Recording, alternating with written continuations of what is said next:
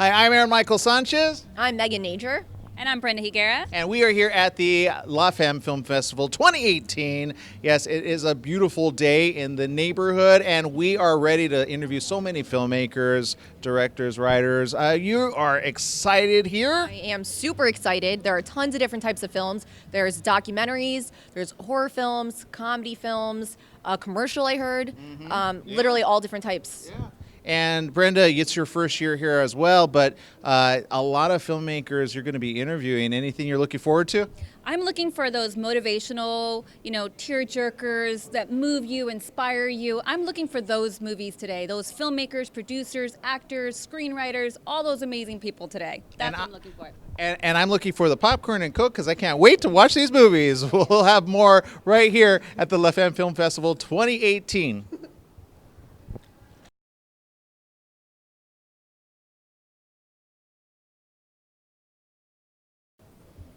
We're here with LJ Stewart. LJ, you wore a lot of hats on this project. Yes. Tell us about it. Duality? Yes, that's the name of the film. The film is called Duality, and it's about two women who are opposite in natures and their dealings of the effects of trauma, loss, and hope. I serve as the executive producer, co-writer, and co-star of the film. It's a very short film, only 10 minutes in length, but it is 95% action-based, barely any dialogue whatsoever. Oh, wow. Yeah, our hope is that when people watch this film, that they walk away with a sense of empathy, because we touch on child abuse and how that can lead into PTSD and sometimes a form of bipolar depression. Right. We also touch on the homeless community, which plagues Los Angeles completely. At an all-time high. It is. And the nation, too. Absolutely, absolutely. So we're hoping when people watch this film that they walk away with a sense of empathy to want to know everyone's story versus standing back and judging the next person. Well, what made you want to write this particular project to begin with? Beautiful. So myself and the other co-writers, is three of us together. Yeah. We are best friends from Alabama State University. We attended the same Go Alabama! the same undergrad program. And one of the co-writers, Andrew Lloyd Preston, who also serves as the director of the project, this is really based on his life. He suffered a little bit of living as a homeless, struggling actor when he first moved to Los Angeles. His mother suffers from bipolar depression. So we got together and we said, okay, let's talk about everything and try to put it in a film format, because, of course, we live in empathy as artists, and we just want to put it out there and hope that it spreads the message. Well, I'm glad you brought that up because, I'm part of a couple of organizations which, for those with autism and other mental health disorders, and the empathy is always sorely lacking. Why is this so important, though? Because it's easy for us to say, yes, we're empathetic, we care, but there's so many that just they're rude. They're like, I saw it the other day. Yeah. I think if people would just take one moment and say to themselves, what if? What if this were my life? What if this were my loved one, my child, my mother, my brother, my sister, whomever? Then I think the sense of empathy will become first. It's all about being human and being connected with ourselves and with others in the universe, and putting down your social media and your phone for just a moment to have that one-on-one connection. I did for this interview, but I'm about to pick it back up in a moment. No, but you're right. It is so important. I tell people try to do that, and I get past 2 hours and I'm done. But really quick, La Femme Film Festival, is this your first year attending? No, this is my second year, my second film here at this festival. I'm very, very honored. Yes, last year we screened my film Junior, which received wonderful reviews. So I'm grateful to this festival. I'm grateful to any festival that really empowers women to move forward. Yeah, because we're out here, we're doing it. Yeah, absolutely. Well, thank you again for spending time with us. Congratulations on your success, and we'll see more right here from La Femme 2018. Thank you. We are here with Yuyin Yao and Shuki Xiao with The Monkey Queen. This was one that I actually took interest in because I loved it. Tell me more about your film and what inspired you to create such a thing. Okay.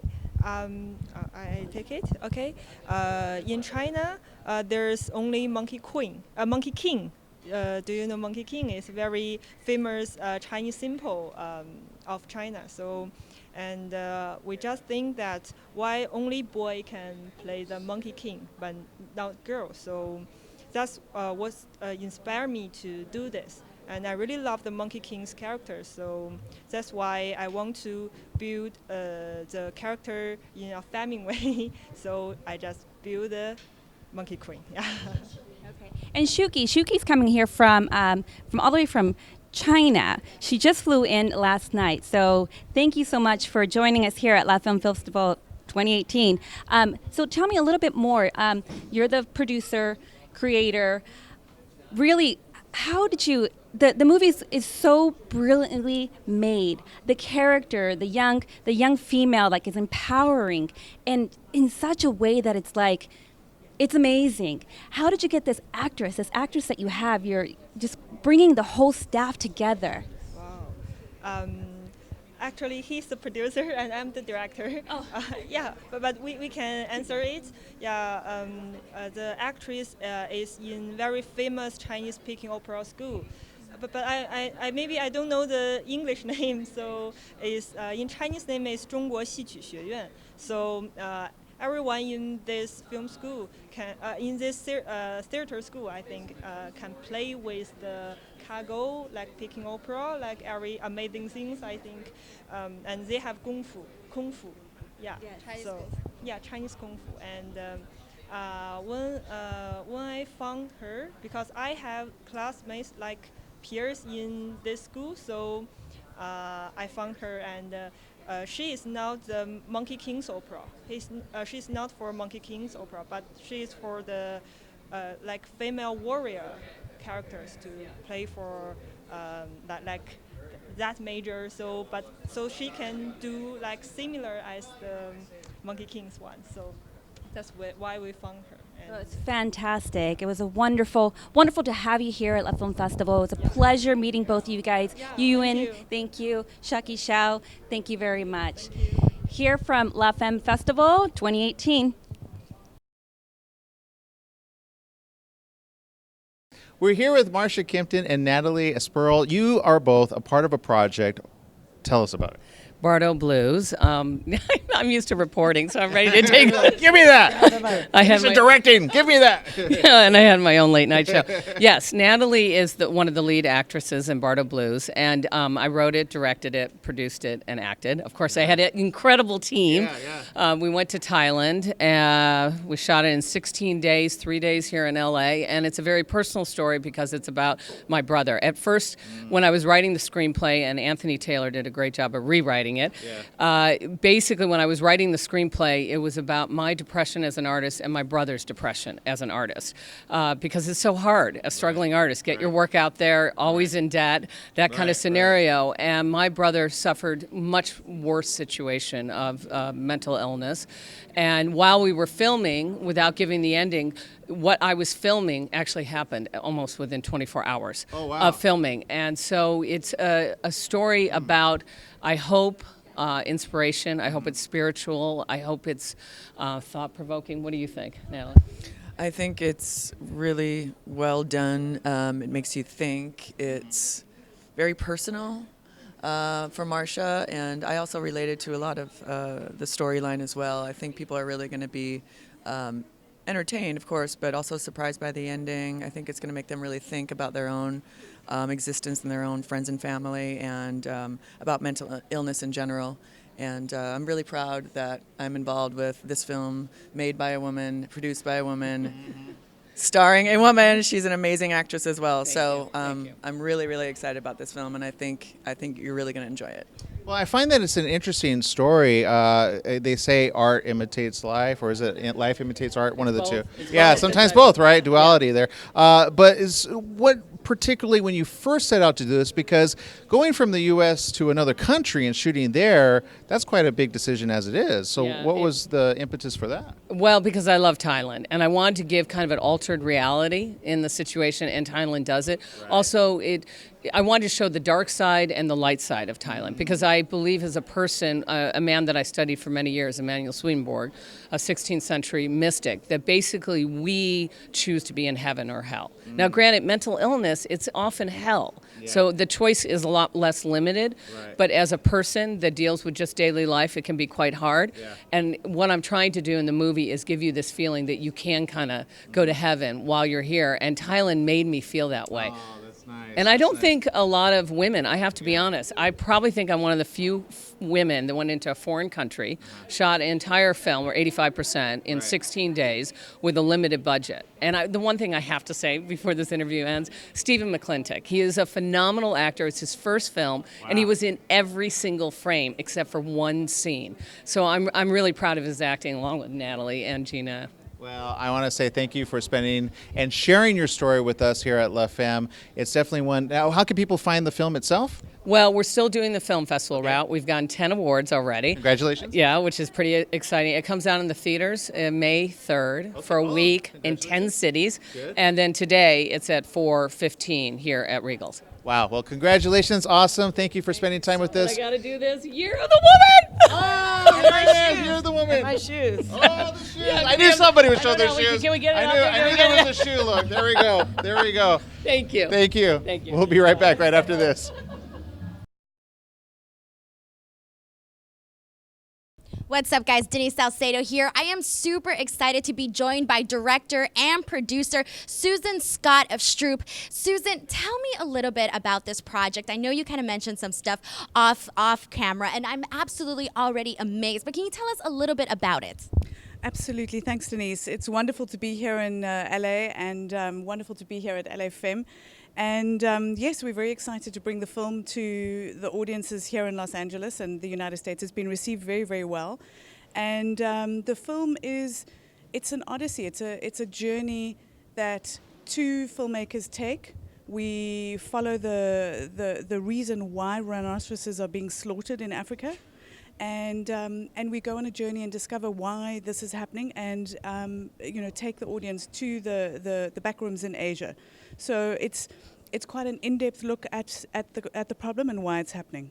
So, I absolutely love that not only are you creating this film, but also the fact that you are sort of searching into something that's very important. Animal cruelty is something that, we all wish that we can get rid of, but unfortunately it's happening. Can you tell us a little bit about how you guys brought about this research? I know you guys talked to some of the people that are actually using parts of the rhinoceros for their personal business. What did we learn from that?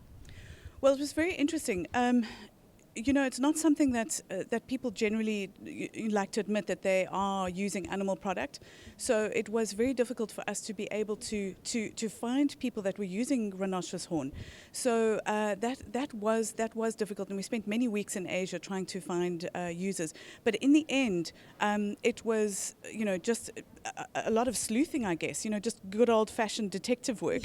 Yeah. We made connections in Southeast Asia. We spoke to as many people as we could, and if somebody said, "Oh, I have a cousin that once used rhino horn," we said, "Okay, great. Well, we have to go meet with that person." And in the end, we managed to find a rhino horn user who was prepared, and she said, "Look, I have nothing to hide. I did use rhinoceros horn, and I'd be more than happy to share why I used it and let you know, what I thought the benefits were, and my journey into using it." So that was very important for us. So it was obviously very incredible to get that insight. So if you can just tell us, like, maybe 1 to 3 words, like, what do you hope that the viewers get off of this documentary? Well, I think the most important thing is that people get very bleak and very down about, as you were saying, the animal cruelty. And I think people need to understand that there is so much being done. I mean, just this morning, rangers, defense, prosecutors, vets, they got out of bed this morning, they put on their shoes, they went out to go and protect rhinos somewhere in Africa and to ensure that this isn't happening. So I think when you watch the documentary, you're going to see that story of hope and the fact that these are people on the ground that are not giving up on rhinos. I love that. I am so happy that you said that. It gives me hope in humanity. So thank you so much, Susan. I cannot wait to see Stroop. And we're going to be back, guys, with some more incredible interviews. Hi, everyone. We're back. We're here with Bonet, Debat from Stroop. So tell us a little bit more about your movie as a producer and a presenter. Right, Brenda, thank you very much. So Stroop, Journey into the Rhino Horn War, is about two female filmmakers who literally give up their lives. We sold our homes, we moved in with our mothers, that's myself and director Susan Scott. We quit our jobs with the national broadcasters to make a film, a documentary feature film about the poaching crisis in Africa. And anticipating the project to be 6 months, we quickly find ourselves immersed in a world far larger and more dangerous than we ever anticipated, finally emerging from this odyssey 4 years later. So we really look at the world of rhino poaching and everything in between. So from the source site in Africa, where the rhinos are being slaughtered for their horn, to the demand site, where we go deep undercover to understand why rhino horn is being used. And we actually found out that rhino horn is mainly used for two reasons.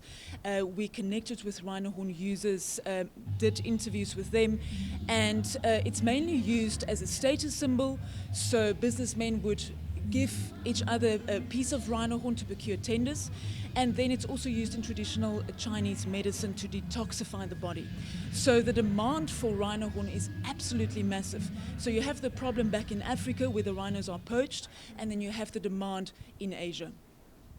Got it. That's such an incredible thing. And I'm shocked to hear such a beautiful story that you would sacrifice everything, give up everything for something that you truly love, and just to really put yourself out there to really create the story and bring it here to La Femme Film Festival. Tell me, what inspired you to give everything up in your life, sell everything, move to this country, and create this film? Well, you know, we have to look at the crisis that they are in at the moment. If you look at the northern white rhino subspecies, there are only 2 females left on the planet. I think it made world news, the fact that Sudan, the last male, actually died in Kenya. Now that's extinction happening right in front of our eyes. So we have to take action right now. Their time is literally running out. I don't want to stand here 10 years from now and maybe we would have lost and failed miserably. And the only place where we can actually see rhinos, not in the wild, but in a zoo or our children's children in a coloring book. You know, we don't want to get to that point. And that's why we thought we have to have a documentary showing the public what is really happening back home. And we need global movement. We need global action. So many people think they can't do anything. But just the fact, if you're on social media, just to share the rhino story, because sharing the rhino story will keep the animal alive. We can all do something. Yes, we can. Well, thank you so much for sharing your inspirational story, and thank you for sharing that here with us at La Film Festival. Thank you so much. Thank you, Brenda. Really appreciate it.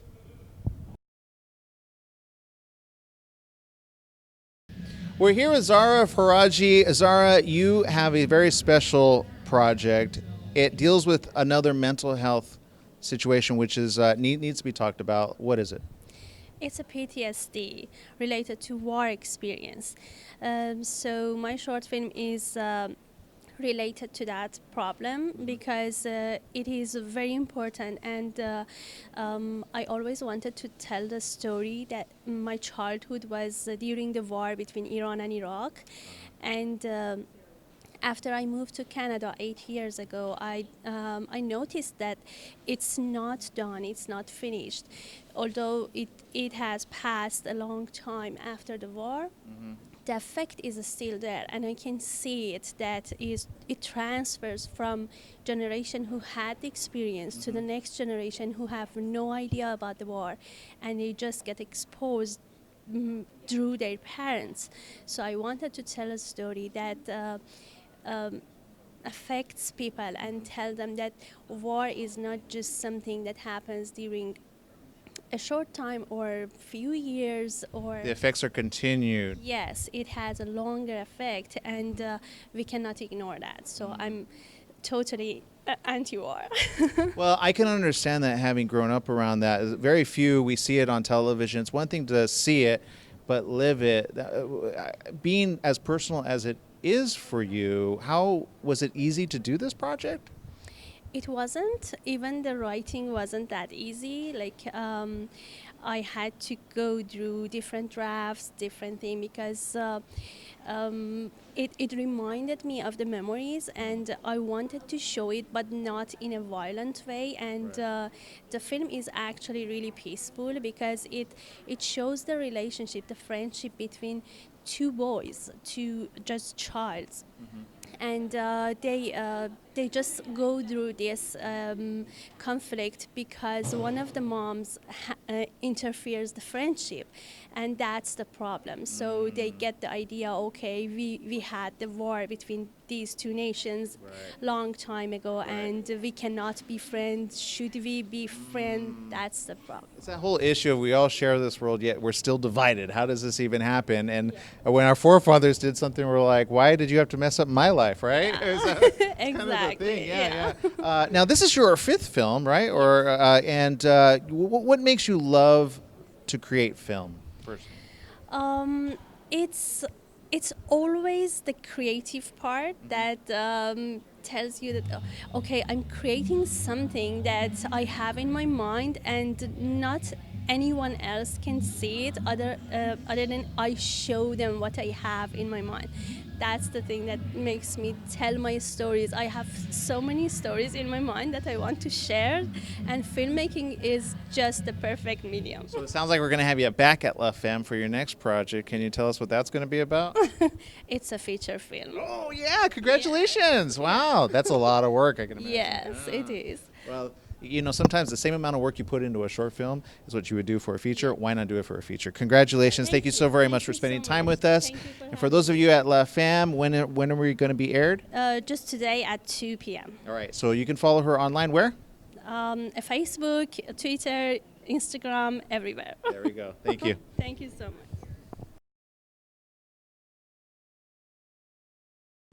We're here with Jim Muskaman. Jim, you are part of a very important project about something that they're tackling right now. It's all the news, the opioid crisis. Let's talk about that. What was this project like for you? Yeah, I read an article in Freedom Magazine about how the opioid crisis in America, in other words, ordinary Americans being prescribed these intensely powerful painkillers, was actually leading to kind of a double-edged crisis, because people would get addicted to these painkillers, then they wouldn't be able to get them anymore, and so they move on to heroin. Yeah. So there's been a I didn't know that. Yeah, I know. That's why I made the film. That's why there's been a spike in heroin usage because of this, quote, good medical drugs that were prescribed. Well, it is interesting because I have family members that have been on these pain medications, and I've seen the effects of addiction. Then I've seen the effects of the pain that these people go through, and they're like, where do I get help? But let's talk about the project. You were part of this project, and tell us about the story about the Son to Son. What's that? Son to Son. Well, basically, I wanted to take the opioid crisis and condense it down into a small, very digestible scene between two real people. So I wrote a scene for myself as the father and talking to a son who's an ex-addict. And there's a little bit of a twist in it, so I don't want to reveal too much. Okay. But it's an unexpected kind of conversation where drug addiction plays into it and really talks and exposes a bit about why heroin usage is so up. And so I brought it to Taron Lexton, who has a production company called TXL Films. He's a great director. He has several, excuse me. Getting choked up there. Yeah, it's getting to me. It is. He has two female producers, Milena Lorch and Nicole Pace. They fell in love with it, and we decided to make this film. Wow. Well, it's always nice when you can tackle subjects that help others understand. Your current writing and acting in something like this, what would you like for people to take away from it? Based on, what did you not know? I mean, personally, you just educated me. I didn't know that people were turning to heroin, actually, to be honest. Yeah, no, the heroin usage has spiked, and that is why, because people got addicted to opioids from their doctors, ordinary people, mom and pop people, people with injuries, people with operations, whatever, and then they had to move on to heroin because it was the most, it was the most accessible pain medication that they could find. And I guess just to spread the word about that was my point. It amazed me, that particular statistic. You know, we're talking about tens of millions of people that are affected by this. I mean, and that's a big number. But if you think of like in Game of Thrones, Daenerys comes and she tackles a village and she captures, 10 million slaves or whatever. We go, wow, that's really... That's true. That's notable. That's dramatic. And digitally, that's a lot of work. Exactly. But in real life, if you take 10 million people and essentially enslave them to a substance like either the opioids, which are, mega addictive, or heroin, which we already know is fairly addictive, that really brings it home, and it's chilling. And we're talking about all kinds of important things today, but that is a thing I think that deserves a little more conversation than what this person's wearing, what this person did in high school, what this, you know what I mean? Yeah. Well, there are very few films that strike on things that are impactful. This is one of them. Thank you for writing it. Thank you for bringing it to the La Femme Film Festival. Again, go check it out. It's Sun to Sun. Sun to Sun. How do we find it online? Is there a site already? It's in a film festival, so you can't find it online, but you will. We can find you. You can find me, Jim Meskimen. I'm on YouTube. I have a YouTube channel. I'm an impressionist mainly. I do TV shows. I was on Parks and Recreation, and I have my own shows on America's Got Talent, in fact. So this is a kind of a dramatic departure. That's why I knew. I said, when you see somebody, you're like, I've seen you before. How have I seen you before? Yeah. Okay, I remember it now. Okay, thank you very much, Jim. Likewise. Welcome back, everyone. Denise Salcedo here, and I am hanging out with writer, director of Parallel Chords, Catherine Dudley Rose. Catherine, first of all, thank you so much for coming here and joining us. I'm sure you're just excited as I am for La Femme Film Festival. I am. I'm so super exciting.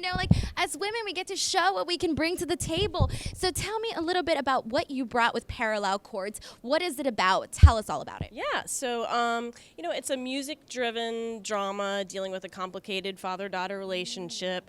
The father is a pianist and the daughter's violinist, and the father is losing the feeling in his hands, so he's losing the grasp of music. And as he's aging and losing this, he's kind of depending very much on the daughter, and they have this really intimate bond with music. But she feels compelled to try other things and has interest outside of this narrow field of classical music. So she knows she has to either stay with him and help him, or she has to decide for herself what's best for her. So that's kind of, there's a lot of other things going on, but that's the main thing going on. Well, it sounds kind of complicated considering you want to follow your dreams, but you also love your father, so you want to help him out and that sort of thing. But tell me, you also, not only did you direct this film, but you also wrote it. So tell me what sort of inspired the story. Yeah, so it is loosely autobiographical. My father was a classical concert pianist. He was an inaugural performer for A.V. Fisher Hall. So I grew up in a house with a lot of music, and we practiced together from the time I was small, like morning till night. And so you develop a sort of intimate bond that's, I don't really see films about father-daughter relationships that often. So I was inspired to try and convey that. And I teach acting and music and all this stuff, and I just felt like I could put the story into, it's a fiction piece, but it is loosely autobiographical, if that makes any sense. Yes, and I like that you said that, because usually if there are father-daughter movies, they're usually destructive, daddy issues, that sort of thing. But this seems to be touching another level, something that we haven't really seen. So now, because this film was so close to you and you connected it to it in such a way, was it hard for you to bring it out? Or what sort of feelings did you have in terms of actually bringing out the film and having audiences watch it? Yeah, I love foreign films and independent films, so I'm a person who, I don't mind being tense. I actually like to go to a film and be a little bit tense through the whole thing, and there's this constant tension in the film. And so when I see it with an audience, I've seen it with an audience of 250 people, and I can feel what's going on. I've seen it with an audience of 18, so but I also insert a couple little pops through there that give you release. So there's some lighter moments, and you can just feel everybody go, oh, so experiencing that is pretty neat. And then my family never really saw anything up until a couple of weeks ago. My brother saw this film, and let's just say at the very end credits, he had to get up and go cry, and he's a big, gigantic military guy. So, I gotta tell you, it takes a lot of skill and talent, not only to make a big, giant dude cry, but to get people to be tensed up and feel what you were trying to convey. So, Catherine, thank you so much for sharing a little bit about your story with Parallel Chords, and I honestly cannot wait to see it. So thank you so much. And guys, don't go anywhere because we're going to be coming back with more awesome interviews. Yay, thank you. And we are back here with Monique Sorgan, writer, producer, with Sorry. Writer, director, producer. Writer, director, producer with Sorry, Not Sorry. Yes. Tell me more about this film. So I was inspired by the 1934 William Carlos Williams poem, This Is Just to Say, which, if I may, it's very short. It's my favorite poem of all time. It goes, this is just to say, I have eaten the plums that were in the icebox and which you were probably saving for breakfast. Forgive me, they were delicious, so sweet and so cold. So basically my movie, Sorry Not Sorry, which is what I think the tone of the poem is about how a couple's one-upmanship escalates to ridiculous heights after a man eats his wife's plums. And it's a dark comedy, and it stars Wallace Langham, who was on CSI, Veronica's Closet, The Larry Sanders Show. It stars M. Emmett Walsh, who is a huge character actor, been in most of the Coen Brothers movies and a million other things. His resume is so long I can't even begin. And Jessica Oyelowo, who is an amazing actress from England, who's been in Sleepy Hollow and a bunch of projects in England as well. Something called Mayo, there was a series she starred in. So anyway, I got those actors. Wallace Langham I found through personal contacts. And then I was able to sign up through SAG, because the Screen Actors Guild, because I had a SAG actor already involved. And then I put out a breakdown in the casting breakdowns, which you can't do unless you have a SAG production. So, and I asked, looking for a star between the ages of 70 and 90, a name actor, and that was how I got to meet M. Emmett Walsh. And the lesson there is, actors like Wallace and like Emmett, they want to act. I mean, these are amazing actors, and they just want to act. So don't be afraid. I mean, you do sometimes need to start with your personal contacts, but, don't be afraid to ask.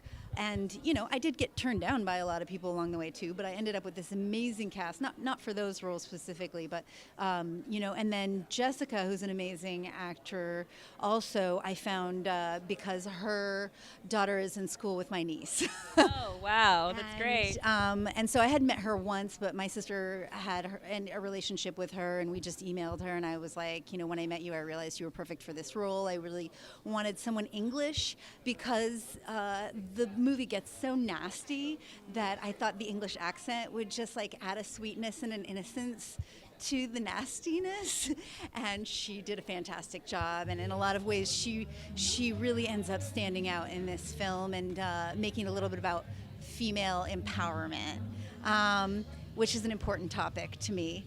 And to that end, to the feminist end, also the Emmett Walsh character was inspired by my grandmother, who is no longer with us. She's been gone a long time, but she was like a hilarious, can I say ballbuster?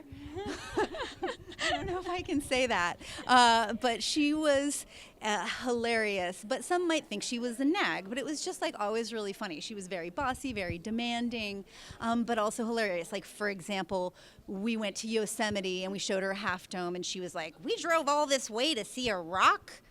And so that's the kind of sense of humor she had.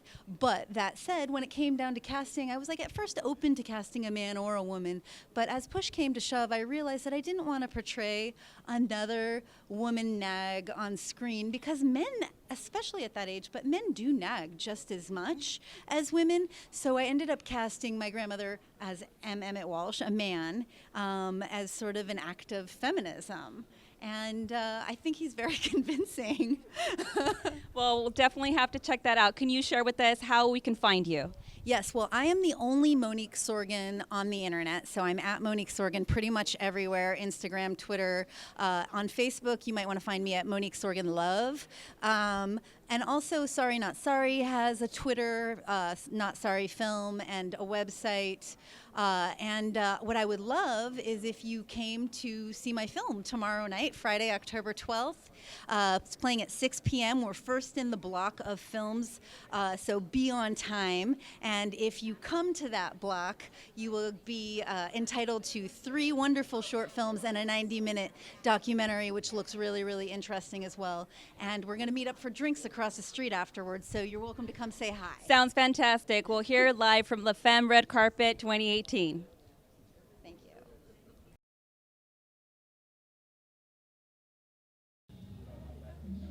We're here with Jackie Oakes, which has a very interesting documentary that I absolutely want to see. It's called Out of My Head, and you hopefully will never feel this, but a lot of people do. What are we talking about? We're talking about migraine, a incredibly big neurological disease that people do not understand. Yeah, I mean, when somebody says, "Oh, I have a headache," is completely different than a migraine. Talk to us about the people that were involved in this. So our director, Susanna Styron's daughter, her first symptom of migraine was partial blindness. No headache, nothing else. So they panicked and went to the doctor, and the doctor said, "I think your daughter has migraine." And Susanna said, "What are you talking about? She doesn't have a headache." Right. So in the beginning of following this story, we started to realize that so many people suffer from this disease, and it's terribly misunderstood, and the symptoms are really varied. It's not just a headache. Wow. So, and obviously, as the symptoms are very different, it's different than just saying, "Oh, take a Tylenol or an Excedrin." They're not sponsors, by the way. But in your discovery of this subject, what was it that you found that surprised you, even about treatment? Well, there is no treatment, no single treatment for migraine, and it is not curable per se. So everybody has to sort of follow their own path and find out which things affect them. Sometimes it's barometric pressure that causes the migraine. Sometimes it's a food substance. But the other thing that really blew our minds is that over 38 million people in the United States alone get migraine, and nearly 1 billion people worldwide. So it's a stigmatized and one out of closeted 7 disease. That is correct. Wow. Well, and it's true. I've heard of people that lay in bed all day because it's so severe, and yet because it's not on the outside, right, something that we could visibly see, it's very hard for others to have empathy about it. That is correct, and that's sort of the main reason that we made the film. It's we want to get people to have compassion for the disease, because a lot of times in the workplace, people will feel like they can't even say that they have migraine because people are going, "Well, what are you complaining about? It's just a headache. Keep working." Right. I've had those. Yeah. It's like when people talk about major depression versus the blues. They're completely different. If you never experience a migraine, count your blessings. And there's another really fascinating thing about it, which we incorporate into the film, is that it's actually really affected our culture as well. So it's kind of immersed itself in everything. And the best example we have is there's something called Alice in Wonderland syndrome, where a person feels very tall or very short. Literally, that's what they feel like. And that is a symptom of migraine. And all the things that happen in Alice in Wonderland are actually migraine symptoms, because Lewis Carroll suffered from them as well. I did not know that. I kind of wish I had the one that made me feel taller, but no, I don't. I don't wish for any of that. Obviously, you tackle some very important issues. Being a documentarian, coming here to the La Femme Film Festival, how special is that for you? It's fantastic to be here. We're really happy to open the film in Los Angeles and be a part of this fantastic festival. Another weird number I think you told me off camera was what's the percentage of that are women that have migraine? Yeah, so that's another aspect to the film. 75% of adults that get migraine are women, and we talk about the history of illness and hysteria and all that stuff that sort of lends itself to having a kind of repression of the disease culturally. Got it. Well, for more, check it out. La Femme 2018. Is there a website we can visit? Yes, outofmyheadfilm.com, and you can learn how to host the film in your own town, and there's all kinds of fantastic information, and you can sign up and get more information about our newsletter as well. Thank you for spending time with us. Thank you. you for this Thank you. story, getting the word out.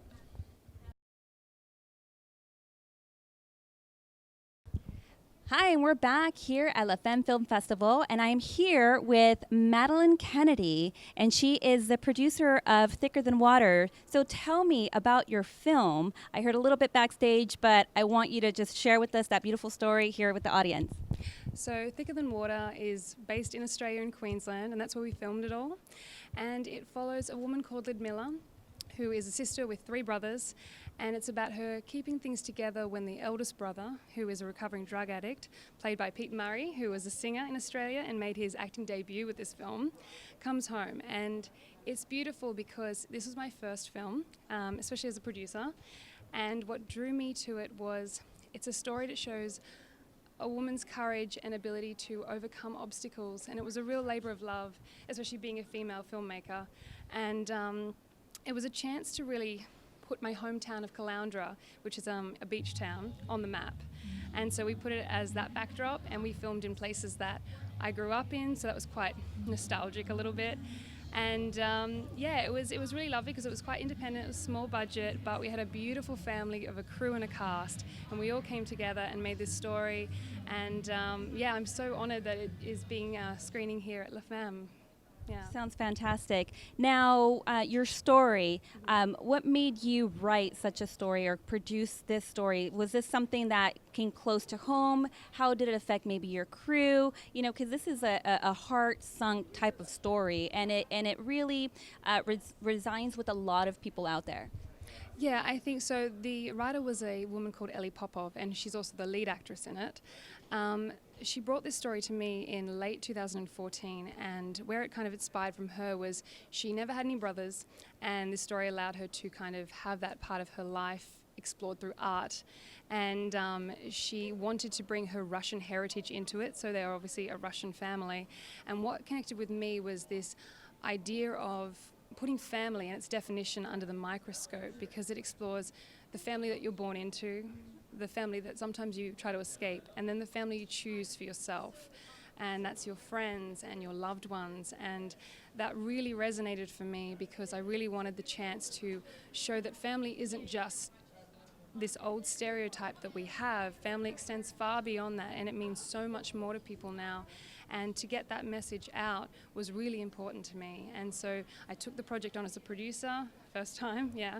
And then I started reaching out to people that we were connected with who were somewhat of either in the industry, in music, or in the arts and acting at home. And everyone kind of was drawn to this idea of not only focusing on what family is, but also when we have things go wrong, like obviously the influence of drugs is a problem, and how a family can cope with that and how you can move past it and recover, and that whole idea of forgiveness and reconnecting and rejoining and love. So all of those themes are obviously quite common in dramas, but this was just a beautiful way to retell that and really see it from reshaping to a modern definition of family. Well, thank you so much for being here and sharing your film. Thank you, and we hope to see you produce more films here and bring them back to La Femme. Yes, so thank you so much. It's a pleasure. Thank you.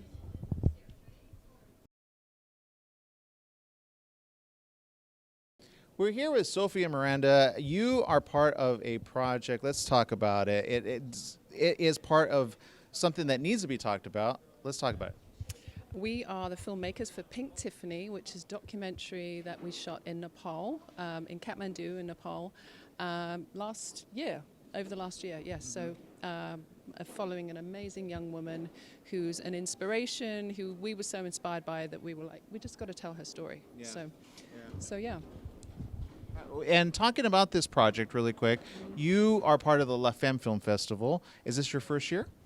I actually showed a film with La Femme, I think it was 5 or 6 years ago, and things have changed a lot, so it's really exciting to be back. Well, and following this, obviously, I see that you're also in, is this wardrobe from the country? Oh, yes, this is from Nepal. I live there part of the year round. We've made a few films in Nepal. We have a company called Shakti Pictures, and this is our third film that we've premiered in Kathmandu in the last 5 years. That are about documentaries about Nepali culture in some way or another, women's stories primarily. Now, busy. I've never been there. I've only seen pictures of it. What is it that people would be surprised to know about the country and especially the people? Well, I think in relation to this film, the thing that's surprising to me, and we should talk about, is that when you go into Nepal and you go through immigration, they have 3 boxes you can check: male, female, or other. And Nepal is one of the first countries in the world who counts their people by 3 genders, which is quite revolutionary. Right. So that's a surprising thing. And I think a lot of people have been surprised at Meghna because she's this extraordinary woman. And most transgender people, unfortunately, even with the law as it is, end up doing sex work. But Meghna is an activist, a businesswoman, a model. She's an advocate for other trans people in the LGBT community in general, or the LGBTQI community. She always, and so she's a big surprise too, because you're like, oh, this is, you wouldn't expect when you think of Nepal. You think of, you know, the mountains and momos, and you don't think of this glamorous woman on the catwalk, this transgender woman on the catwalk, you know, she's got the first LGBT bar in Kathmandu. So that in itself is history. Well, and following her around, what were you surprised to know before, when you first met her, and then when you left this project? I was awed by her personality initially. I didn't know she was transgender, actually. I mean, we were just interested to meet her and talk to her. She's an incredible person. And we didn't know that she was this activist either. Like, we just had seen her and we went to talk to her, and the first day we actually started shooting. So it was pretty incredible. So for you, it was like you were discovering along the way, much as like we do in this. Right. We were curious. And that's pretty much all of our films. We're curious about something, and so we follow it. I hope you guys never follow me. That would not be very.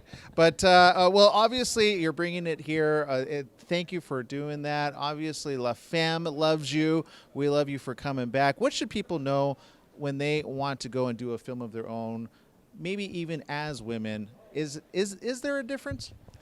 Yes. Yes, and I think the difference is follow something that you're inspired by. Don't think about the roadblocks. Don't compromise. And don't be impatient. Some things, our first film took 7 years. This one took 1 year. Yeah, so just follow your inspiration and live with that and go with that. Be your true self. Be your true self. Which is the tagline for the film. Yeah. Oh, I love it. I love it. We all learned something. Thank you very much for spending time with us. Thank you. Thank you. More right here from the La Femme 2018. Hey everyone, welcome back. Denise Salcedo here. Right now I am hanging out with director and producer Victoria Vanessa, excuse me, sorry about that. That's okay, Victoria's fine too, some of the same letters.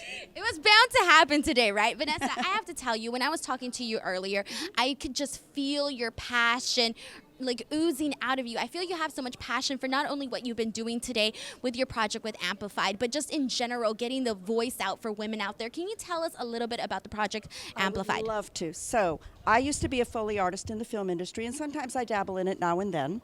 And I was here in Los Angeles for 25 years doing that because I'm a native Angelino. And when I got a PhD and went into the academics, I realized that my whole time here, I had always felt that the men got more attention in this male-dominated part of the film industry. And what I've been doing is writing about people in film. I do ethnographic work. And what I wanted to do was work with the students at Ball State University and make this film about the women who work in film sound. So this film, Amplified, a conversation with women in American film sound, is an interview documentary with women in Los Angeles and New York in the film industry who work in production and post-production sound. And you get to hear their stories of the obstacles and successes working in the industry, because typically what you're hearing about is the men. And so, yeah, I am passionate. I'm generally kind of a perky person anyway, but it's kind of exciting to hear their stories because I know what it was like for me, and I had quite a bit of success because I worked on some really great projects with great men. And I'm not a male basher because I really love the men that I worked with, and they were very good to me. And if it wasn't for them, I wouldn't have had the marvelous career I've had. But what I realize is that we really need to help the women be noticed too, that they all shouldn't have to push and to be seen, that we really need to equal the playing field and have their voices be heard too. So now they're starting to be seen and heard. So I'm very happy that you mentioned that, by the way. In order to support women, you don't have to bash men. And I love that you touched base on that. Absolutely. I would never want to do that because if it wasn't for the men that I worked with, I never would have gotten where I was. They were very good to me. So what would you say was the biggest thing or the most unique thing that you learned talking to both of these women from Los Angeles and from New York and hearing their voice, hearing their stories and their experiences? That we are all more alike than different, that very few of them had bad feelings about the men in the industry, that they all felt that a lot of the men had helped them, and this was the big one. Beyond any of them, they all said that the younger men are really starting to get it, and that the same issues they felt with other generations, they are not seeing with the younger men. So there is hope, ladies out there, there is hope. Yes, I'm so happy that you also mentioned that too, because I've been saying that all along. I was like, the younger men, they get it. I have not been disrespected at all or catcalled on the street by a young man. No, and I see it in my classes, and I see it with all the young men, and my son's 28, so I see it with all of them. Incredible. Well, thank you so much for coming out here and sharing your story and sharing your experiences and being able to talk about this hot topic. Guys, let me know what you guys thought about what we spoke about in the comments, or let us know what you guys think in general, and we will be back with more incredible interviews. We're here with Marlene Sharp. Marlene, you are a returning VIP guest of the La Femme Film Festival. You go back quite a ways here, right? Yes, many years to different venues and so forth, yeah. And you are very involved in this festival this year. You got several things going on. Let's talk about that. Yes. This is a very special year for La Femme for me. I have a script in the script competition, and my company, my employer, Level 5, has a short film called Leighton's Mystery Journey in the short film competition. And then I am also moderating the pitch panel on Saturday. Well, you got three things that are pretty cool, but I wanted to focus, because we only have so much time. Level 5, the entertainment factor of that animation. Let's talk. So you are around some amazing talent there. What's that like? Yeah, well, Level 5 is actually a Japanese video game company, and so all of the properties start as a video game and then branch out into what we call cross media. So toys and TV shows, movies, pretty much any iteration you can think of. And so the short film that we have in the film festival this year, Leighton's Mystery Journey, is actually a 4-minute promotional film for the Leighton video game series, but it plays like a little movie. Now, do you get the video games ahead of time? Oh yeah. I'm looking for a hookup. That's why. Because I remember as a kid, all this really cool stuff would come out in Japan first, then they would slowly make it here, and it's still the same thing, right? There is a localization process with all the animation and the games and everything, which is quite extensive. So we don't just get the games; we're like part of the adaptation for different regions. So yeah. Well, and then you're doing a panel here where you're teaching others to pitch. Yeah, not just me by myself. There's an esteemed panel of experts, and so we all contribute. But the high point of the panel is the audience members are given time to pitch to the panel and get feedback. So it's very exciting. It's a great entertainment value, and even just sitting in the audience. It is. Anytime I can attend a pitch panel, I enjoy it because I learn so much, and so do the people that do the pitches, right? Yes, I think so. But also us on the panel, because this is probably my 7th or 8th time being on this panel, and it's amazing to hear just people's philosophy about creating, being a creator, and then also a lot of the people who are pitching have short films in the festival that they want to turn into features, so that they're really it has a practical value for them. The seminar does, because they will be pitching these. Well, and what always stands out to you being pitched to?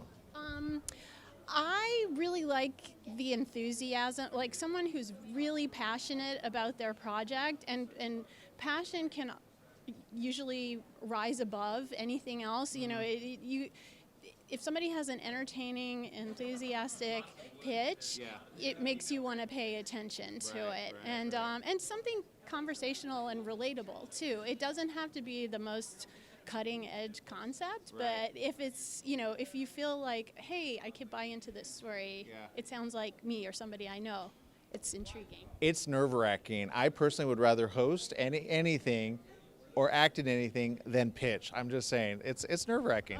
Yes, it can be terrifying, and That's a good word. I do. Yes, I know from personal experience, but hopefully on the panel we can kind of like dispel some of the myths and maybe also like give some of the power back to the filmmakers, because everybody who's on the panel, although we present ourselves as these buttoned up authorities on pitching, we've all pitched. So we know yes. Well, I appreciate that. We need to dispel a lot of myths, but it's also if you're a nice panel. This is a nice panel. I've seen some really bad panels. They tear them down. Thank you very much for spending time with us. Aaron. Thank you. Pleasure. Thank you. And we are back here on the red carpet, and I have this wonderful writer, producer, director, Viva Gulati with Forbidden. So, Viva, tell me about your story, about your movie, and what inspired you to create it, write it, produce it, and have it here at the film festival.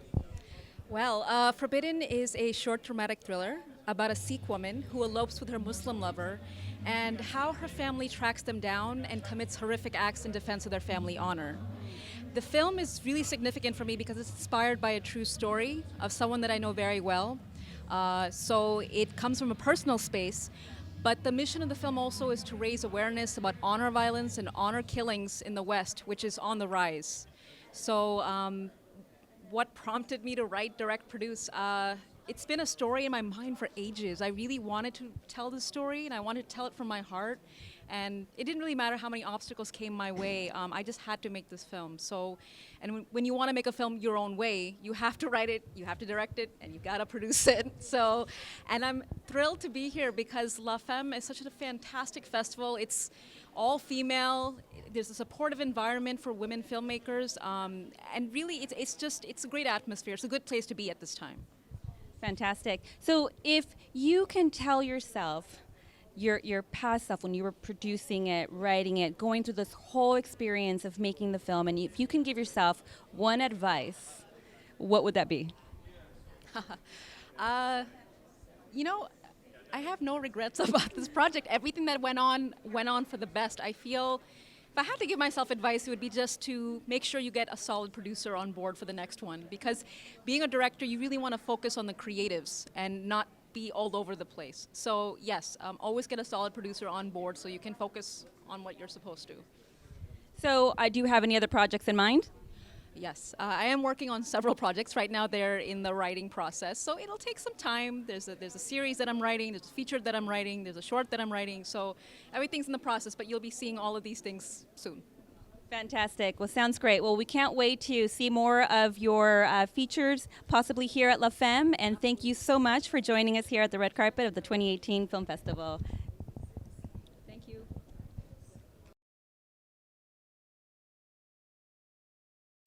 We're here with Victoria Dixon. Victoria, I am so excited to know you.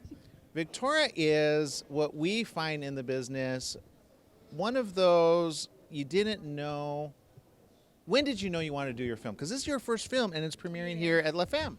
Yes, sir, it is. Why I wanted to do this, it's always been in me, but just being around very positive and supportive people who kind of helped bring out the process was one of the number one things that kind of helped me get here. So.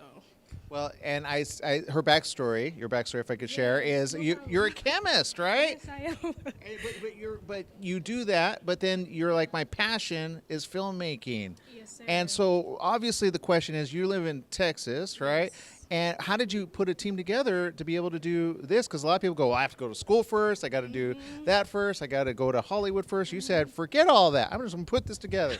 I mean, I did study and did try to learn the craft, ask people, ask questions and to really learn the craft and perfect the craft. I did go to the New York Film Academy for screenwriting. Oh, okay.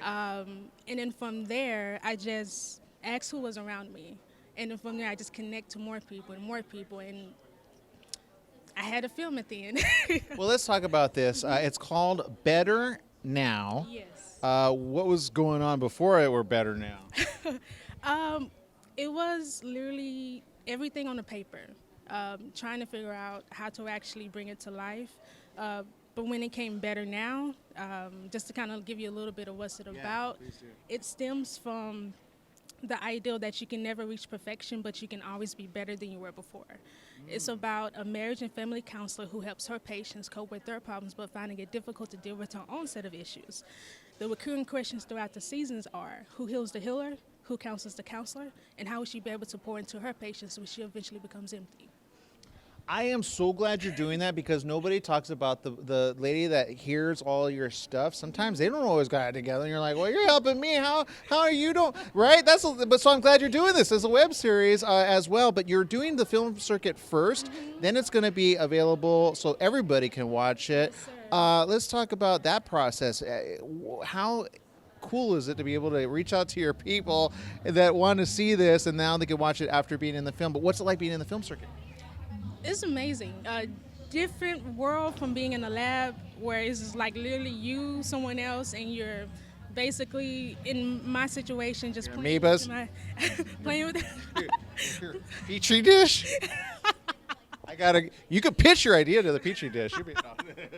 But yeah, definitely being in this area, being in this type of environment was better for my confidence, being around people, socializing, and just really learning how to hone in on my passion and just live out my purpose. Well, I looked at the trailer and I thought, wow, you brought some really good actors to portray a lot of drama. Yeah. How did you find them?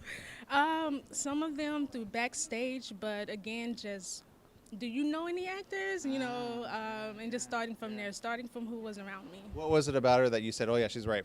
Oh, I mean, I wrote the story, so it's like I knew the characters like the back of my hand. When I saw the main character, Dr. Talia, who was played by Miss LaToya Blakely, I was like, she's it. I had to see no one else after that. And she did a phenomenal job. Everyone, my whole cast and crew did a phenomenal job. Well, we look forward to seeing another series as well coming from you maybe next year. Huh? Yeah. All right. And where can people find it online? So we are Instagram, Better Now the web, Facebook, Better Now web series, and Antoinette Blue Productions YouTube. There it is. Go check it out. We'll be right back with more right here at the La Femme Film Festival 2018. Thank you.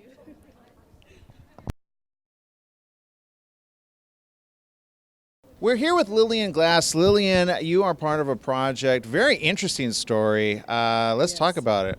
Well, I am here representing Reinventing Rosalie, which is a film that I'm very proud of. It's about a 101-year-old Holocaust survivor who was in a Siberian gulag and survived some horrible situations. And then at 86, she became an actress. At 90, traveled the world. 94, was a beauty pageant winner in the Miss California pageant. Oh, wow. Right? And at beauty regimen. She's there. quite beautiful. Yeah. And at 97 was in a Super Bowl commercial. 99 wrote a book, and 100 rode the sled dogs in Alaska. And at 101 went to the Cannes Film Festival. Wow. So she's quite amazing. That embodies all of La Femme Film Festival. Oh, sure. She just needs to be the spokesperson now. She's really, the film has touched a nerve. It's gotten 64 awards so far. Wow. People are really relating to this because the message is it's never too late to live your dream. And that's the key because we're so conscious of what are we going to do with our lives? Yeah. And here it can happen anytime in terms of doing great things. And she did. She inspires us all. and it's a hero. I should say this is my first film. Congratulations. I'm a first-time film director. What made you want to? Well, I wanted to do it since I've been 16, but my career kind of took off in a different area, and it just kind of came around with this film, and I'm doing 6 others right now. So this is kind of Congratulations. development. Wow, you go from first to like, First now to I'm doing well, 6. it's been a dream, so I've had them. Well, once you get into it, you kind of get the flow. You might as well continue that flow. I think with filmmaking, you have to have a great team behind you, and I am so blessed. I have the best editor named George Artepe, who comes from a family. You may not want to throw out his name if he's the best. He'll get taken.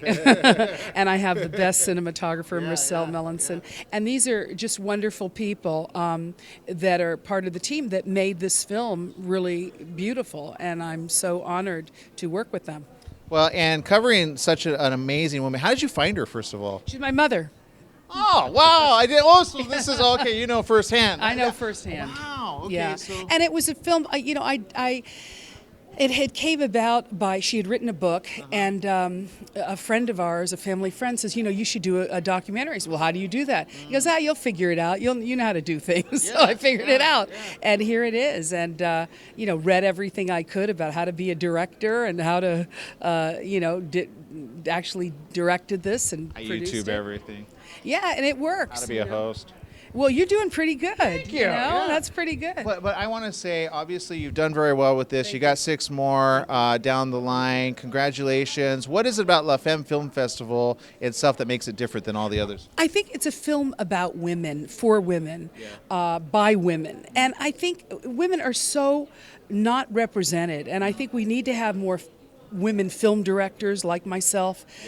There's a whole future now, and I think it never was. It was limited. It was a catch-22. You couldn't do this unless you did that. You couldn't do that. And I think women have to break through this area, especially in film directing, and that's kind of my passion, and filmmaking. And I think when you have a festival that honors that, that's open to everybody, male and female, but yet honors women, I think it's beautiful. Well, thank you for sharing your story, especially your mom's story. Tell Mom I said hi. Man, I just want to... Well, you'll meet her. Yeah. She's wonderful. All right. More right here from the La Femme Film Festival 2018.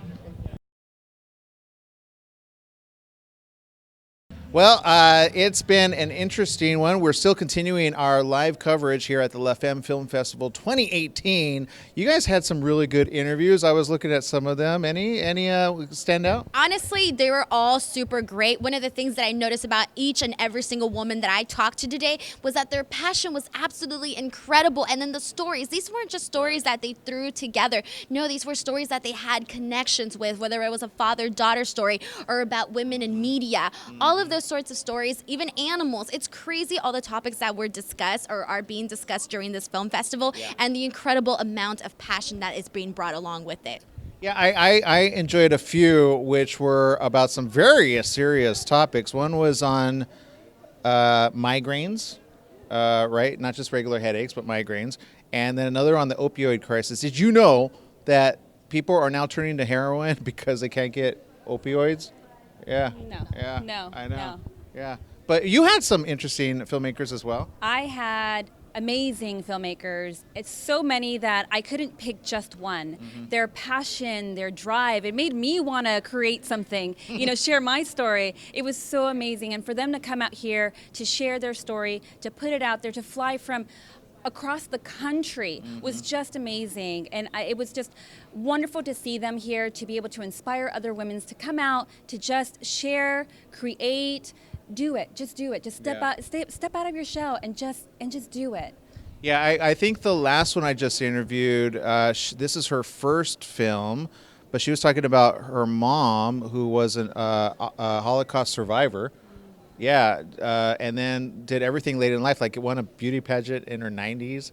At 100, did like a sled of some sort. I was like, wow, this is crazy. So she's like, I could tell she inspired her daughter to be like, I've always wanted to do film. Well, what's stopping you, right? And that's kind of the question. What is stopping you when you're here at La Femme? You are surrounded by people that say, hey, how can I help you? And that's what I love about the spirit here at La Femme Film Festival. It's very different than others, which are, look at my film, look at my film. It's almost a collaborative thing that's happening, right? Right, exactly. Honestly, it's very beautiful, everything that's happening, the movement, and the fact, like, I love what you said, Brenda, where you said you have your story, get out there and show it, and get out there and do it. I think it's very important. Yeah, absolutely. We have more coming. Again, just around the corner. If you are just joining us, feel free to share Facebook, throw it over to your friends, have them tune in. It'll also be on La Femme, a film festival on Facebook, so go check it out there. But if you want to come out, maybe you're in the LA area and you want to check out some of these amazing films, you could do so at lafemme.org. That's L-A-Femme, F-E-M-M-E.org. Follow them on social media, Facebook, Twitter, Instagram. We'll be right back. Again, I'm Aaron Michael Sanchez. Denise Salcedo.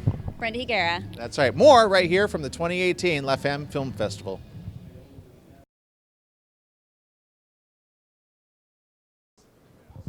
And we are back here live with Corinne Jarawera.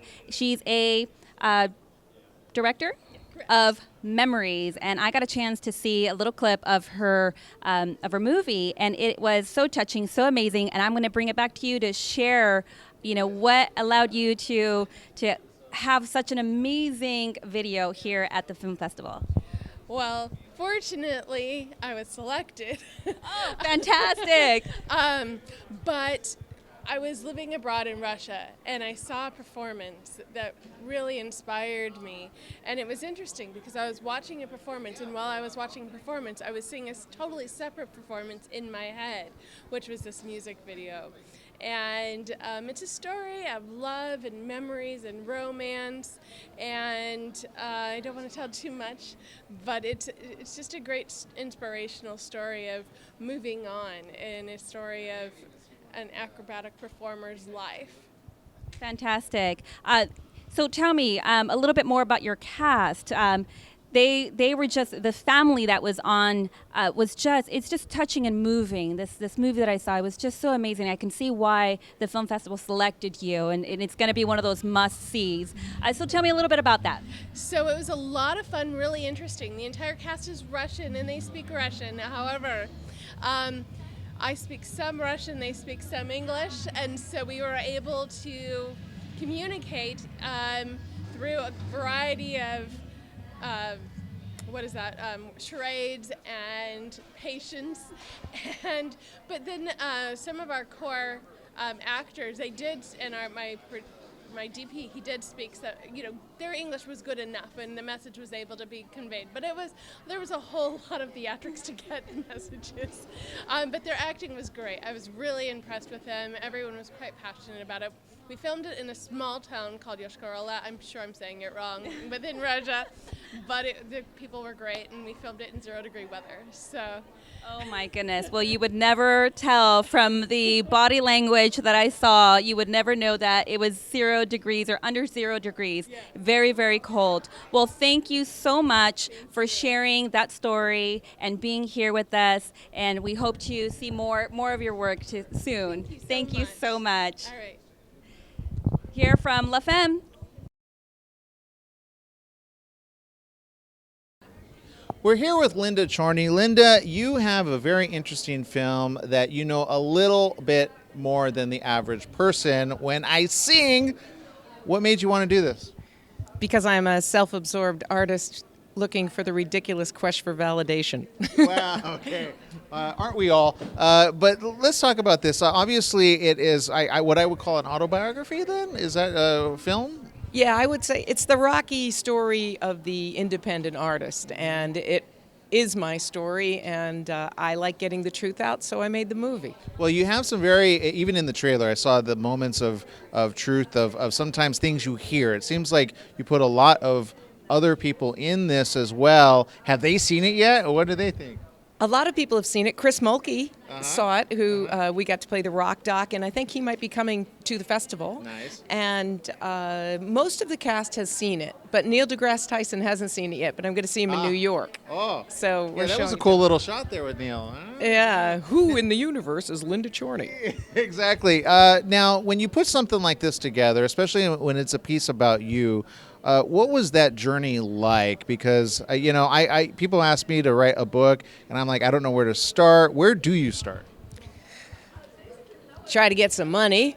But the first thing I had to do was write it. I wrote a book called Who the Bleep is Linda Chorney, and that was after my Grammy nomination. That was the reaction from the gatekeepers because I was the first person in history to get nominated without a label, publicist, or manager in 2012 for my album Emotional Jukebox. So I wrote the book for therapy, and then I was like, okay, well, now I got to make a movie. This was the end of my bucket list, learn how to make a screenplay, then Oh, wow, nice. and then I took my life savings and I made the movie. And I just did it. I did it because I had to. You're one of the many that are here that I say, you know, when they have a dream and they want to make it done, they don't wait for others to do it. They literally take the bull by the horns and do it. Where does that come from for you? It comes from, that's a tough question. It's about getting up after falling down. And in this business, people have so many highs and lows. And it's not about the successes, it's about when you get dumped down to the bottom. I'm trying to climb Mount Everest here, and it's about getting up again with the blisters and not stopping until you get to the top. And the only people that get there are the people that have the drive to get up again. You know, I'm glad you're bringing that up because this is a thing that if anybody knows an artist, right, or a musician or a filmmaker, there's a percentage there that they grit their teeth and they put it all together. What would be your message to those that see the film? What do you, about your life do you want to inspire others? It's never too late. It doesn't matter how old you are. You can do this, but you got to want to, and you have to work your butt off.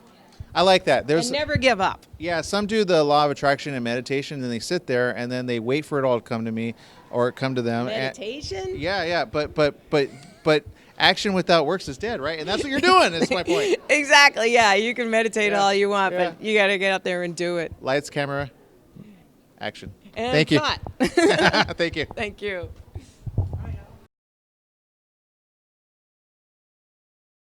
Welcome back, everyone. Denise Salcedo here, and I am talking to Pam Nasser here today, director of Clams Casino. Pam, I am absolutely enthralled by the single premise of Clams Casino, but can you tell everybody else about it?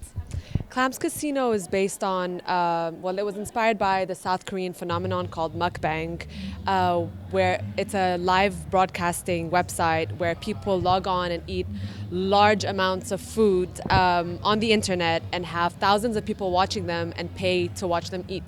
And this phenomenon alone raised so many questions, and the main theme there for me was loneliness and the urge to feel desired today and how we communicate through technology and the internet today. And so I combined it with my own experiences that I connected to from this phenomenon and turned it into a screenplay with my beautiful writer, Natasha Soto Alborz, resulting in Clams Casino. Wow, you know, it's incredible because I had never heard of that. To be honest, this is the first time I ever heard of anybody tuning on to a live stream to watch people eat. So I know you said that it comes from loneliness, but is this from loneliness of the people that are doing the eating or the people that are watching? Both ways.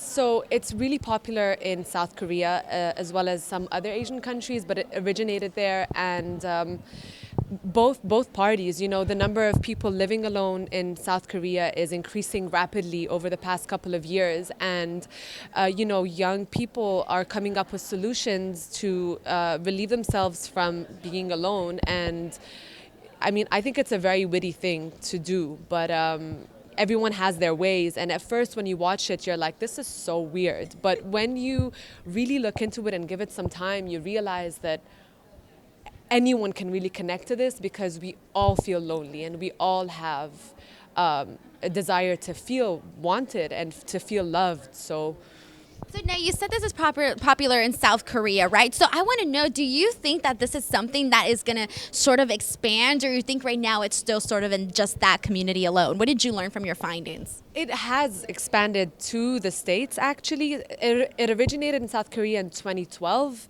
and it's been, you know, crazy. Like the subscribers that these broadcasting jockeys have are like hundreds of thousands. And so it officially got to the States, but it didn't really take off because the culture here is different. It's been really commercialized and it's still fun. People go on YouTube and watch a bunch of things like ASMR and people get really off on it.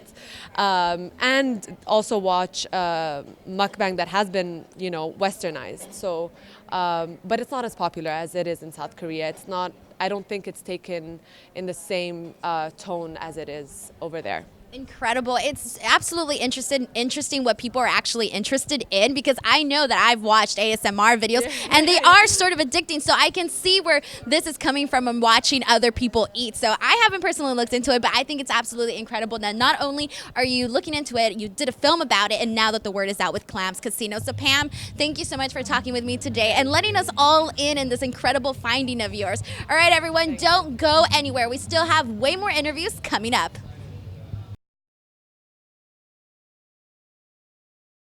And we are back here on the red carpet of La Femme 2018. And I have here Kathy Cola with Plastic Daydream. She wears all hats in this movie. She's director, producer, actress. You'll see her in the film. Kathy, tell us more about your film. Yes, the film is about how we view ourselves. Why we have to go to such extremes to try to be young, beautiful, accepted, and instead of just accepting where we are in life, accepting, how we look, and believing that how we look naturally is beautiful. So it's a film about a woman's journey, how she goes to extremes to try to get plastic surgery and to try to feel good about herself. That's a topic that's really familiar, everywhere, where people try to cover something that's probably within. It's within. It's Exactly. within, absolutely. No, I agree. It stars Sherry Belafonte, who is an amazing actress, and she made my job as a director very, very easy because her performances were beautiful. She carried the film, and I'm so happy and honored that she was part of it. I was able to talk to Kathy behind the scenes, and she told me a little bit about how, about plastic surgery, about how, and the story about this woman who is 65, and she's just trying to mask herself without, really realizing her inner beauty that she has by using plastic surgery and thinking that's a solution. And so that's the story. Right. Her husband left her for a much younger woman, and she's just feeling terrible about herself, and she's believing that if the doctor can fix a little something, a little nip tuck here and there, that she's going to be better. And obviously it just covers up just temporarily what is really going on inside. And it's a very shocking ending, beautiful ending.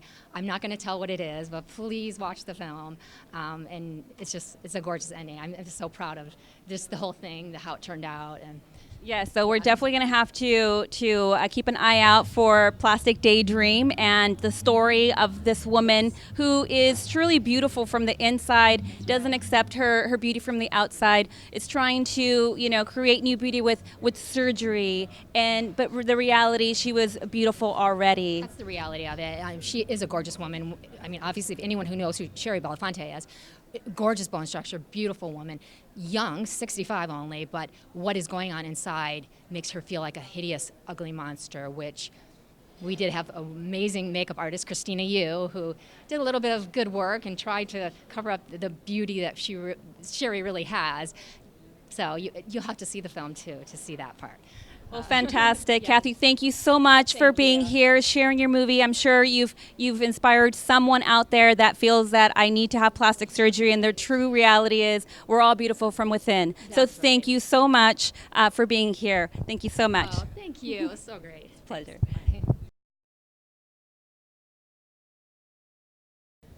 We're here with Cash Hovey. Cash, you are one of the actors in Plastic Daydream. Tell us about your character. Very interesting character. Yeah, thank you. Yes, Plastic Daydream, starring Sherry Belafonte, directed by Kathy Cola. I played James. He's an orderly who works in the hospital, and he's, I guess he's kind of the antagonist, but I believe he means well, but yeah, it's a crucial part in the movie. Yeah. Don't they all? We all need antagonists that believe what they do, right? Coming to this project specifically, what was that process like? Sometimes the audition, was it a one one audition and you were in, or how did that work? Well, actually, Kathy and I had been wanting to work together for a while. I'd known Kathy, and we just said we got to do a project together. She presented this idea. I was able to get Sherry, and before we knew, the thing I love about Kathy, it's just boom, boom, boom, and she creates great content, great material, and so the work just spoke for itself. And Kathy said, "Let's do it," and I was on board. That's all it took. Well, I love this subject line, being plastic surgery. I've seen some that have gone to extremes, and nobody can know what it's like unless they're that person, right? But what have you learned or taken away from putting this film together and being a part of it? I think just to be happy with yourself, and we do put an emphasis on looks and appearances. I think, and in the culture, and I think it's important to really look at what we have within us, and it's time to. Just to be happy with yourself and the things that you're doing. Yeah. You're doing something really cool around the corner. Shannon Doherty, what's that like?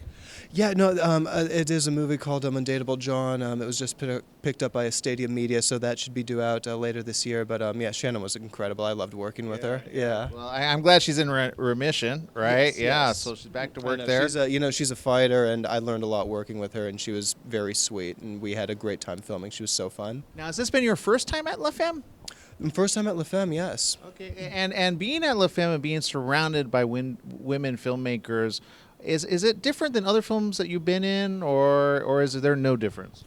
Every film is. I've just had nothing but great experiences by everything that I've worked on. This is special to me because the opportunity to work with Kathy and Sherry and to say, we created this and we did this together, and yeah.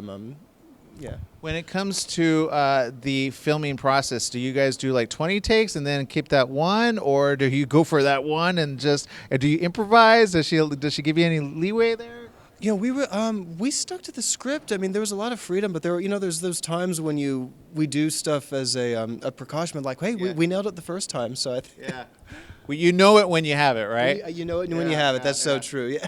How do we find you on Facebook, Instagram, Twitter? Absolutely, yeah. No, I'm on all of those. It's my first and last name. It's KASHHOVEY. Twitter, Instagram, Facebook. I love connecting with artists. I love collaborating with people. So yeah. Any plans to be a plastic surgeon anytime soon, or orderly? Huh? I don't know. Maybe I'll go to med school and get my degree, and we'll see what's 8 years later. I think plastic surgeons have to go longer, right? Isn't that the case? I think they go longer to school. Anyway, maybe the doctor in it. Dr. Tabibian. He's a real doctor, and he wants to be an actor. So maybe me and him will swap professions. There you go. Plastic Daydream. It's out. Go check it out. Thank you very much. Thank you so much for your time. Appreciate it. Thank you.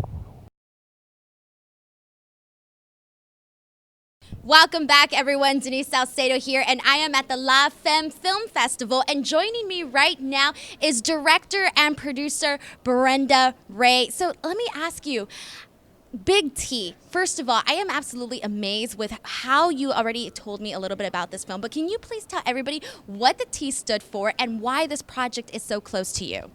The T stands for testosterone, and I was prescribed testosterone as I was becoming menopausal, and the dosage was a little high. So what I gleaned from this experience over a period of about 1.5 years, almost 2 years, is essentially I understood what it's like to be a 21-year-old oversexed man.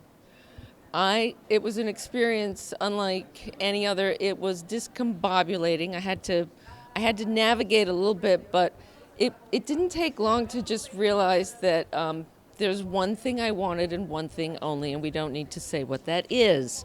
I also was amazed how I became more narcissistic, less compassionate. I didn't want to talk to my mother on the phone. Sorry, Mom. I really did have a lightning bulb moment of, oh my God, how do you guys deal with this? And I talked to a bunch of my guy friends, and they're like, yeah, you see, this is what we have to go through. So I thought, I really applaud the guys that can behave themselves. And there were a number of other women who also had the same protocol as I.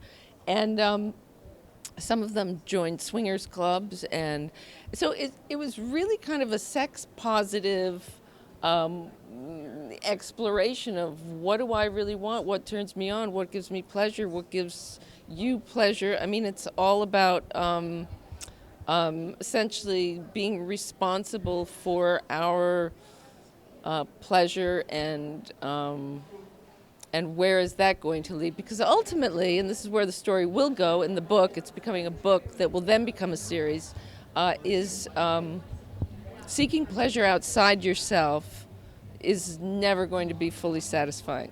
So what the story does is it comes back to finding that wholeness, oneness within yourself. That is where the true happiness lies. So you're saying it changed your life. You were able to step into the shoes of essentially the opposite gender simply by taking the testosterone. Like you said, it had all of these effects in your life, and you were able to translate that into a short film and also a book. So maybe in 1 to 3 words, how would you describe the film to everybody else and sort of how they would feel or maybe might feel or want them to feel after watching it? Probably turned on and laughing and ready to go out and, grab some lingerie and a partner and have some fun. And get wild. I love it. Well, thank you so much for shining a light on this incredible thing that, a lot of people really aren't aware of, because we never know what can happen when women do take testosterone. And now we kind of got a first-hand look at that. So thank you so much for sharing your story. Introduce my friend. She introduced me to the doctor. She's an actress who performed in the film, Catherine Tambini. She is a fabulous director, producer in her own right, and an actress. And she introduced me to the doctor, and we were all on testosterone, so it was quite an experience. I love it. Well, it's a party down here at La Femme Films Festival. Don't go anywhere, guys. We still have a lot more to come. Thank you, Denise. You're welcome. Thanks, Thank Brenda. you. Thank you, guys.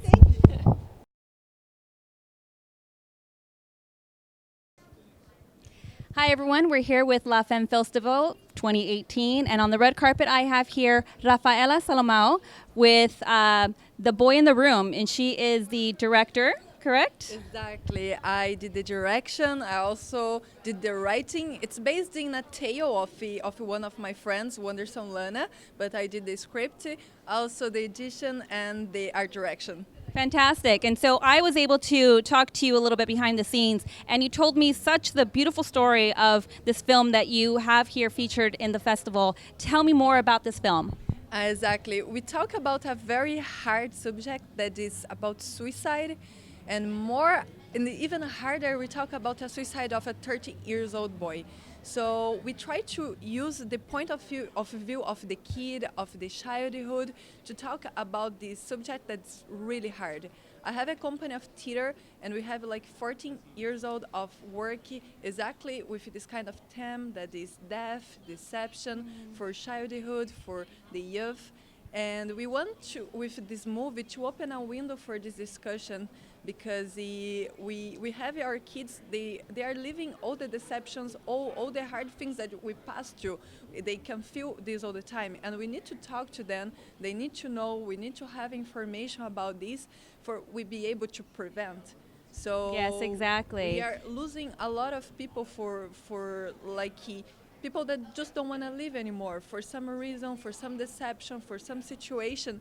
And I don't think to be this right. I think people should be happy and should be seeing what are the good things. Everyone has deceptions. Everyone has hard moments. And we need to learn how to deal with this and pass and not seeing this as the problems, the end of your life.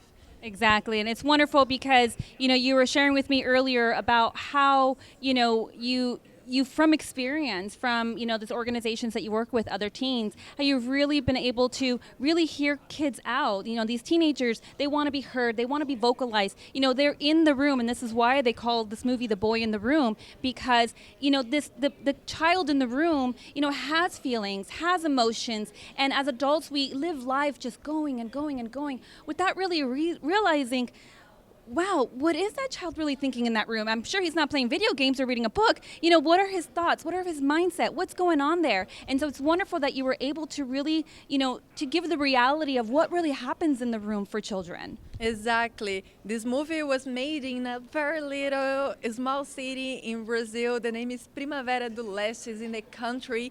And we have a organization, we have association that is based by kids. I think the oldest, they have like 24, 27 years old, the oldest. So everyone, they are kids that are working with other kids, trying to live this message. And we are dealing with all these problems every time. So they were very important on this process, and they worked all the time. Rafaela, can you tell me something that you would give as a message to all those kids out there that might be watching here today? I want to say, because you always have to find someone to talk. Deception, it's normal. Deception happens, but when you start thinking about taking your life out, this is not more just the deception. Usually, they are with some kind of mental problem. They need help. They need to look for help, and there's a lot of associations. There's a lot of institutions that are ready to help them. So just need to talk to someone. Well, thank you so much. Thank you. It was a pleasure meeting you, and thank you again for much. sharing your story. So here live at La Femme 2018, more to come.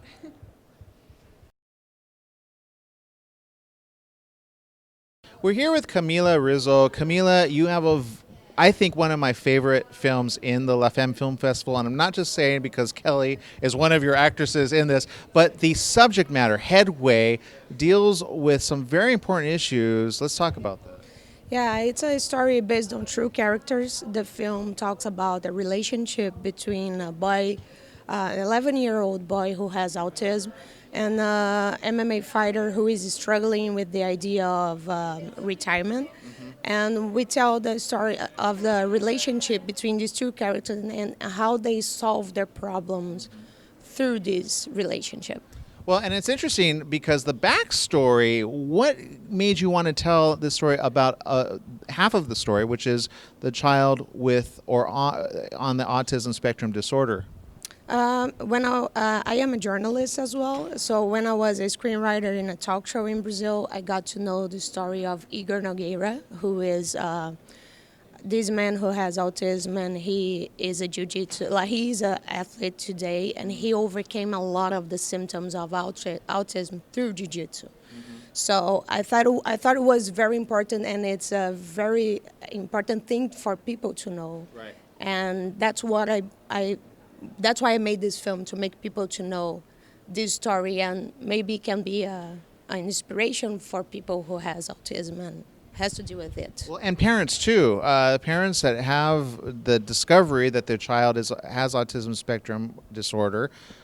It's a very wide spectrum, so there's high functioning, low functioning, all and in between. But it's interesting that you say jiu-jitsu. I'm part of a couple of organizations which help balance the brain, and some of them talk about it being a development thing in some children. And let's talk about that character. When was he? Do you know when he was diagnosed with autism?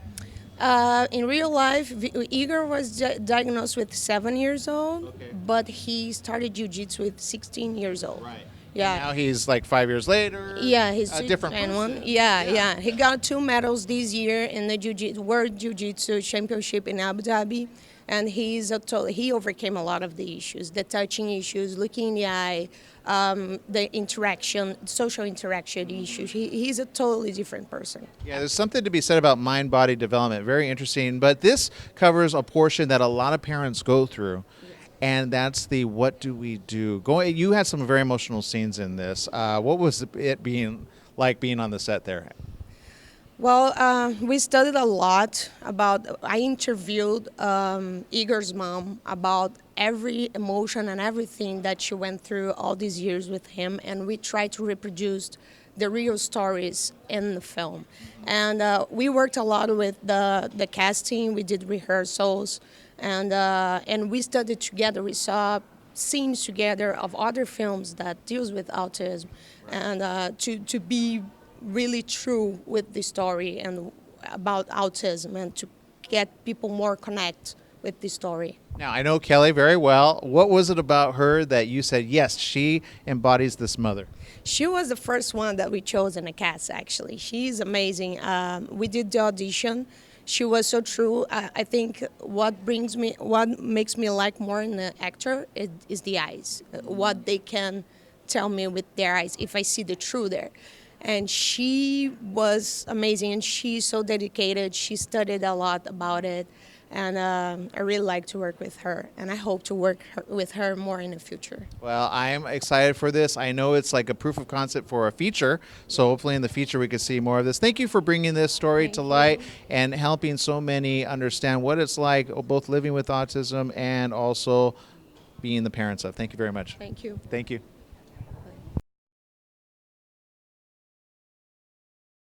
Welcome back, everybody. With me right now is Miles Yaxich, writer and director of Poppies. First of all, let us know, what is Poppies all about? Poppies is about kind of the interaction we have with strangers in circumstances where we're trying to be alone. So our story is about Charles, who's bringing a bouquet of poppies onto an airplane, and he finds himself seated next to this elderly Chinese woman who sees the poppies and begins to tell him stories about poppies and her past and what the flowers mean to her. And the film's kind of about how this chance encounter really impacts Charles, his present situation, and how the past can kind of impact our present.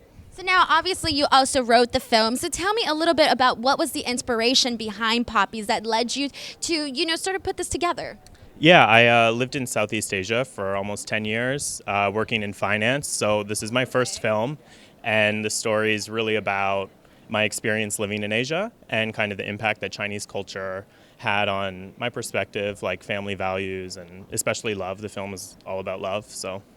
So I got to ask you, finance to film director, how did that happen? How did you make the switch? And did people tell you were maybe nuts or crazy? I'm telling myself I'm nuts. Yeah, I always wanted to make films. When I was younger, I made a couple movies, like playing around with the camcorder and stuff, and then just got it stuck into finance. And after 10 years, I was going to go do my MBA and realized this is not what I want to be doing for my whole life. So it's time to go and break the mold and try to make a movie. So question, for when people watch Poppies, what sort of message do you want the viewers to get after they watch the film, or maybe a sort of feeling? I think the conversation to be had after watching the movie is all about love and the different types of love, and how there's like family love, there's romantic love, there's friendship love, and I think that's kind of what the intersection of the movie is about.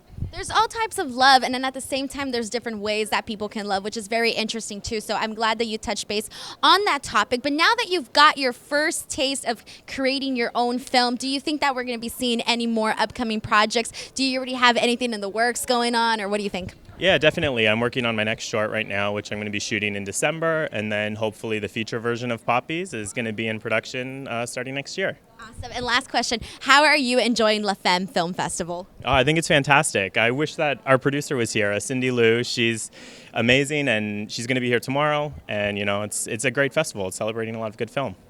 Exactly, including Poppy. So congratulations with that and your first film and being here at the La Femme Film Festival. Woo, that's a mouthful. But guys, don't go anywhere. We still have a lot more coming up.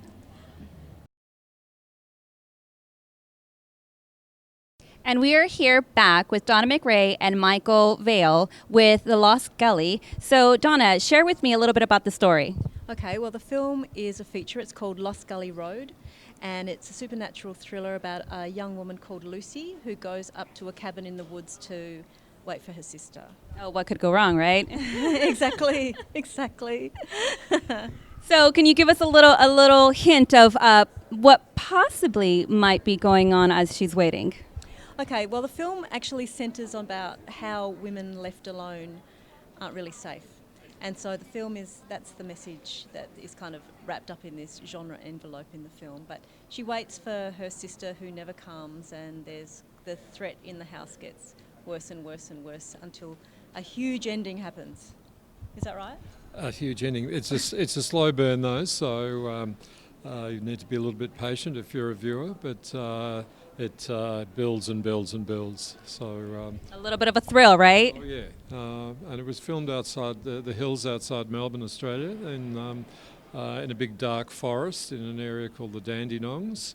And our heroine has a little red coat, so we can follow her very easily through the like a little Red Riding Hood, right? Right, yeah. So, you don't. In Australia, our horror films are usually in the outback or maybe in cities. So we've tried to offer the viewer a little bit different here and seeing a side of Australia that you don't usually see. Oh wow! Well, this was filmed in Australia, so that might have been such a beautiful thing to be a part of, you know. And it's, I mean, I've never been, so I'm going to call it beautiful. Parts of it are beautiful. Yeah. We just forget about the spiders and the snakes and all the creepy crawlies that you can get. Well, thank you so much. I know you guys literally just flew in, literally from Australia, correct? From Melbourne, yeah. We arrived 6 o'clock this morning. Yeah, 14 hours. Yeah, that's 4 films. So. Yeah, 4 films. Yes. So your film was featured today. No, it's Saturday at 4 o'clock, playing with 2 other shorts. Well, if everyone out there, if you're able to come out to the Film Festival 2018, you can watch The Gully. Lost Gully Road. Lost Gully Road, 5 o'clock, correct? That's right. Well, perfect. Well, thank you everyone for tuning in, and stay tuned for more interviews here at La Femme Film Festival. Thank you. You're welcome. Thank you. We're here with A.L. Lee. A.L. Lee has put together Artemis and the Astronaut. Interesting subject, Alzheimer's. Let's talk about that and the caretaker.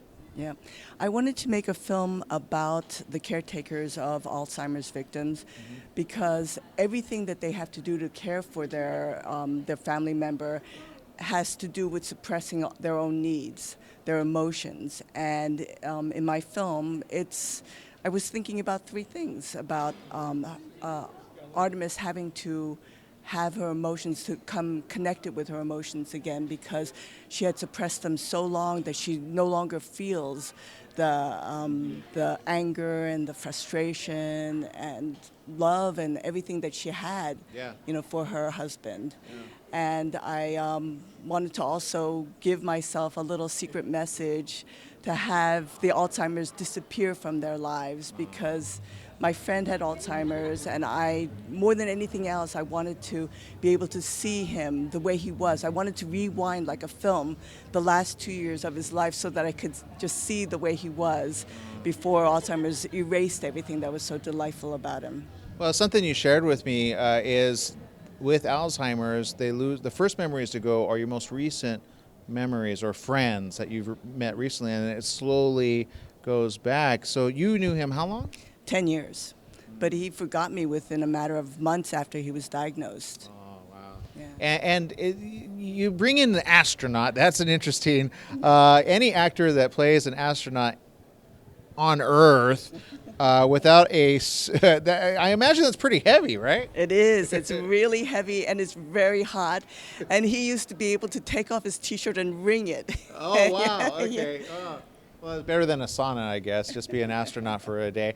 But this film, the caretakers, what is it that people forget about the caretakers that have family members, some are family members, that they've loved forever and now are dealing with this terrible disease?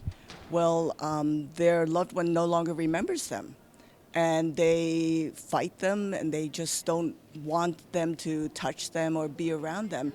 And sometimes they'll wear the same shirt for a week, and there's no way to get them to take off the shirt.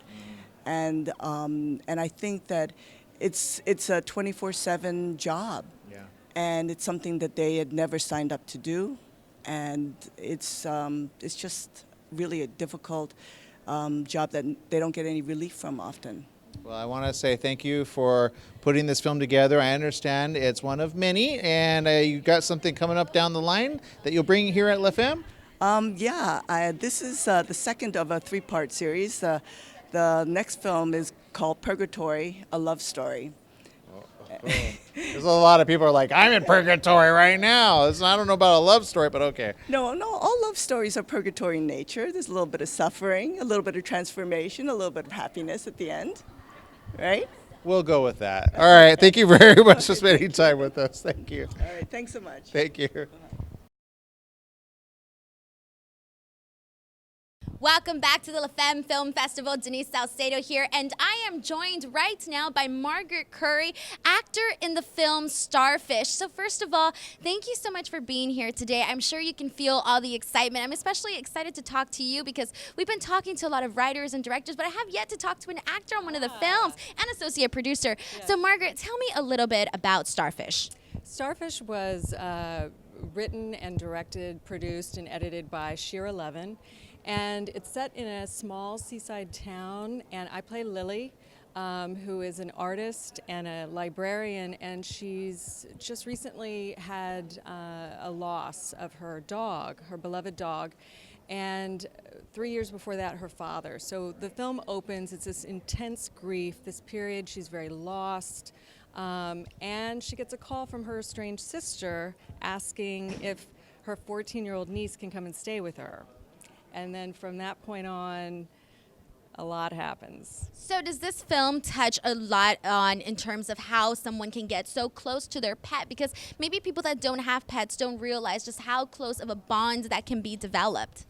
Yeah, that was one of the things that really drew me about the film, is because I've always had cats in my life, and I know that the kind of bond that can happen between animals and humans, and that is a part of the film. Is the story was inspired by the real life relationship between Shira Levin, the filmmaker, and her dogs that she'd rescue that were quite amazing animals. And the dog in the film, his story is Tyler's story, which is the real dog, and it was really, really extraordinary what this dog went through, and helped her through the grieving of her father. And then when she lost Tyler, she was completely lost. So it's really a universal story of how do we move on from grief? How do we move on from broken hearts? Exactly. And not only that, she loses her father, she loses her dog, correct? So it's like almost like her life is filled with grief. Yes. So now I want to know, what sort of message do you think that the viewers will get from watching Starfish?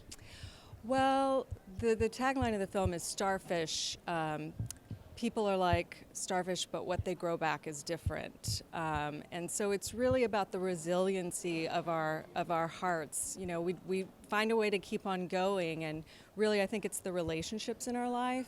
I don't want to give away the plot, but we do have that 14-year-old niece and the estranged sister and a couple of other possible romance that help encourage Lily, that's my character, Lily's heart to grow again. Wonderful, wonderful. So thank you so much, Margaret. I absolutely loved hearing about your role as Lily in Starfish. But guys, it continues here. We're still talking to more actors, writers, directors, you name it, here at La Femme Film Festival. Live TV, guys. There you go. All right. Thank you so much, Margaret. Thank you. Thank you.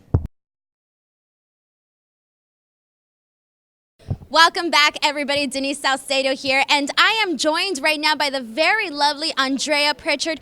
Andrea, first of all, I have to ask you, you're a writer, you're a director, you're a creator, you're a woman of all, jack of all trades. Tell us a little bit about what brings you here today at the La Femme Film Festival. Well, what brings me here today is Risk, Women on the Front Line. It's a documentary that I created with 3 incredible women, iconic photojournalists, and it's their story. And I wanted to tell their story. And so I went to Washington and I filmed it, and here we are. Yeah. So basically it tells the story of women in photojournalism, something that maybe we haven't heard as much, because I know that a lot of people have said that there's been specific roles that women have taken that we don't really hear about them because we're hearing about the men. So can you tell us a little bit about what their stories were, what they said? Right. Well, when these women were shooting, they were shooting in a sea of men, you can call it. And they're just incredibly strong, and you hear of women doing that today, but not so much back then. So, you know, they're working, and they called it, they went to work. You know, they didn't even think twice about it. And their story is incredible, and it's interesting to see the connections between all 3 of the women and what they experienced and how that affects you as a woman, as a female. Yeah. So what was it about for you personally that drew you to their stories? I guess I had seen a lot of male stories of men photojournalists that I was fascinated with, and I really wanted to investigate the women that were out there and tell their stories. And so when I connected with one of the ladies, Yoongi Kim, she was incredible, and we spoke, and she said, I know these other 2 incredible women, and I met with them and interviewed them. It was fabulous. And it sort of all snowballed from there, right? Right. And we're talking, I mean, these women, were doing this before it was popular, or known to do it. And so one of them's a 4-time Pulitzer Prize winning photojournalist. The other one, we're talking World Press, we're talking, National Geographic, Nat Geo. These women are just amazing, strong, passionate, and committed to what they do. And I'm really, really proud to be standing here representing them. Yeah. I loved all the adjectives that you used to describe this woman because these women, because being here at the La Femme Film Festival, I feel that that's what we're seeing consistently of with all the women that we're talking about with their projects. And now specifically for you, what sort of message do you want the viewers to get from your film? Well, they're basically connecting with them and who they are as females, and what we go through and the things that we don't talk about that we go through. So I don't know if I mentioned, but it's Carol Guzzi, Alexandra Avakian, and Yoongi Kim. These women have a lot to compare that are what they've dealt with, but they're also very different in the sense of being a strong woman in a truly in a sea of men, in a male-dominated industry, where now you see more women coming out and saying, yeah, we can do this, we know how to do this. And extremely talented, compassionate, unbelievable, yeah. Incredible. Well, I absolutely love that you're showing us this story, especially coming from a journalism student. I absolutely love it. So hearing about photojournalism, it's a passion. Exactly. So thank you so much, Andrea, for sharing your story with all of us. And I can't wait to see and hear more about this film that you are doing. So thank you so much. And guys, don't go anywhere. We still have a lot more coming out here at the La Femme Film Festival. Thank you. And we're back at La Femme Film Festival 2018. My name is Megan Nager, and I am here with Siegfried Peters and Kazue. How do you pronounce? Is that Kazue? What's your last name? Blackwell. Excuse me. Okay. Okay. So you guys, I know Siegfried. I've known you for a little bit, and I know that you were involved in entertainment, but I didn't know the extent to which you were. Yeah. So you just told me that. Can you tell me about your involvement in the film? Yes. And yes, I can. So I directed the film. I've pretty much been acting, for most of my life, and I decided just to make a movie. Coaxing from my best friend, he said, "Why don't you just make something?" And so I did. And this is the result. Heartbeats is the result of that. And I didn't know I wanted to make a film. I didn't know I'd be good at it making a film, but I just kind of put it out there, and I ended up getting a script. I ended up kind of posting something about scripts, and this girl emailed me her script, but also emailed me her friend's script, and the friend's script is the one that I decided to make, because as soon as I read it, I was like, wow, this is so cool. This is like a heartwarming story, like really, really cool, and I decided to make that. So amazing. That's pretty cool that you just were like, I'm going to make a film, and then you made it, which I know is really impressive because making a film is a big deal. So congratulations to both of you. Thank you. And so tell me exactly, you said you basically made the film. So you directed it and... I directed and produced the film, and she did all the post-production on the film, editing, music, visual, color correcting, and I also, produced it. We did all the casting for it, did location hunting. So it was a big, long process. It took us almost a year to get it, just for a short movie. But we wanted to kind of do everything right, kind of just take our time with it, and really make sure the picture was really beautiful. So. Yeah. I don't think a year is that bad for a film. So tell me, if you could tell the audience, what is a general synopsis of what the film is about? So it is a story of a woman who is dealing with a difficult life decision, and I don't want to say exactly what that is, but then she meets a girl who helps her kind of through that decision-making process. And it's a really beautiful story. It's a story of hope.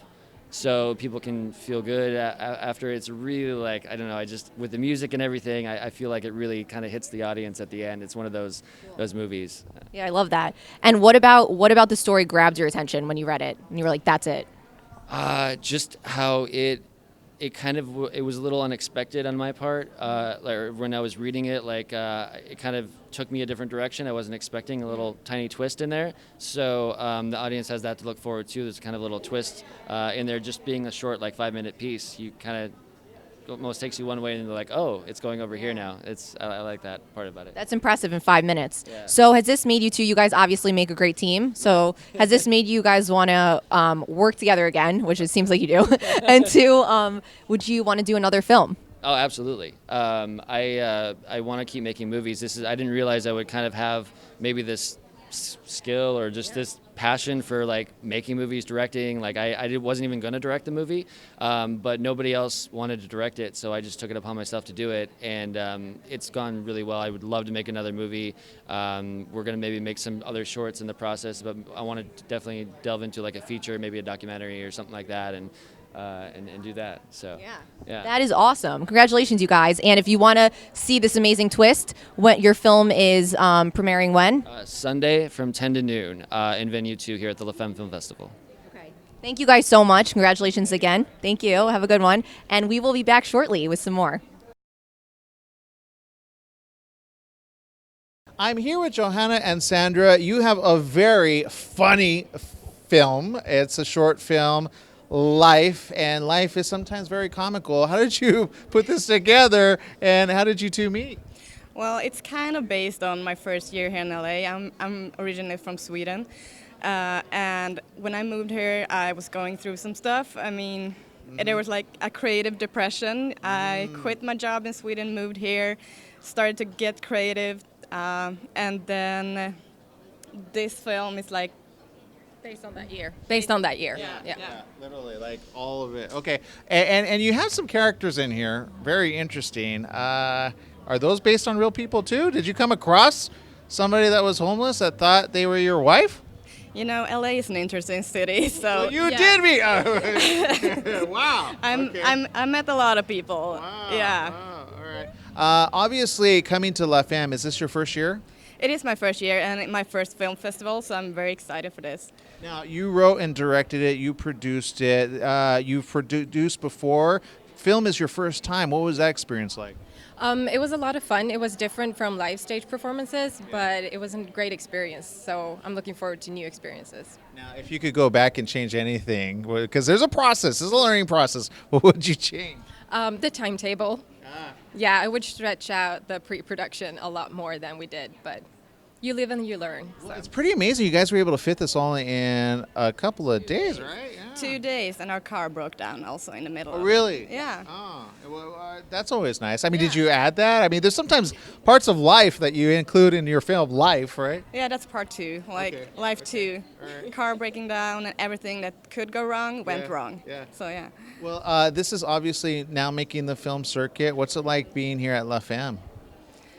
It's amazing. You meet a lot of good people and connection for the future, and a lot of female filmmakers. It's very fun.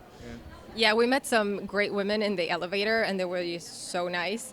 So it's a great first day here. Well, I know Life has some life in it. I actually, I think one of you took a tumble. Yes, I did. I am the. I signed up for it.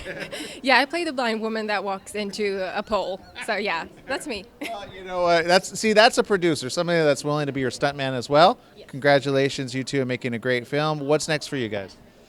Actually, I'm working at a TV network show as a production assistant right now, so we'll see. We'll see what's next in line. Maybe you got slipped and be like, hey, come to La Femme, right? Yeah. I would. Oh, all right. So for those that want to follow the journey of life, do you have a website set up or? I have an Instagram page, Johanna. Joe Nyström _film, where you can follow the process. Okay. And my Instagram is just Sandra Sparring. That's it. Okay. I'm there. Now, I understand you both are from Sweden. Yes. So, of course, my number one question is going to be, where do I get the best food when I travel to Sweden? Oh, my God. God. Your mom's house? Your mom's house? Really? Yeah, it's very good. Oh, so that's an invite. She invited me over to your house. Yeah, so everybody come to my mom's house. All right, there we go. Awesome. You can't get better than that. All right. Thank you very much, both of you. Thank you. Thank you.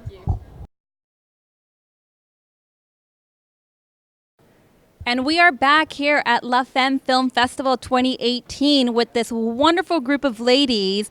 But here next to me, I have Jana Brown from The Divide. So, Jana, tell me more about this film. I'm the writer of The Divide, and it's a drama set on a ranch in 1976. It deals with a man who's suffering from the onset of dementia, Alzheimer's, and he's trying to reconcile with his past and with his daughter. So it's really a story of redemption. Fantastic. So I'm going to have everyone here, because I want to get everyone's story here, and introduce themselves, please. So start with this way. Hi, I'm Jo Haskin. I'm the producer of The Divide, and a lot of us wore multiple hats, so I also was the line producer as well.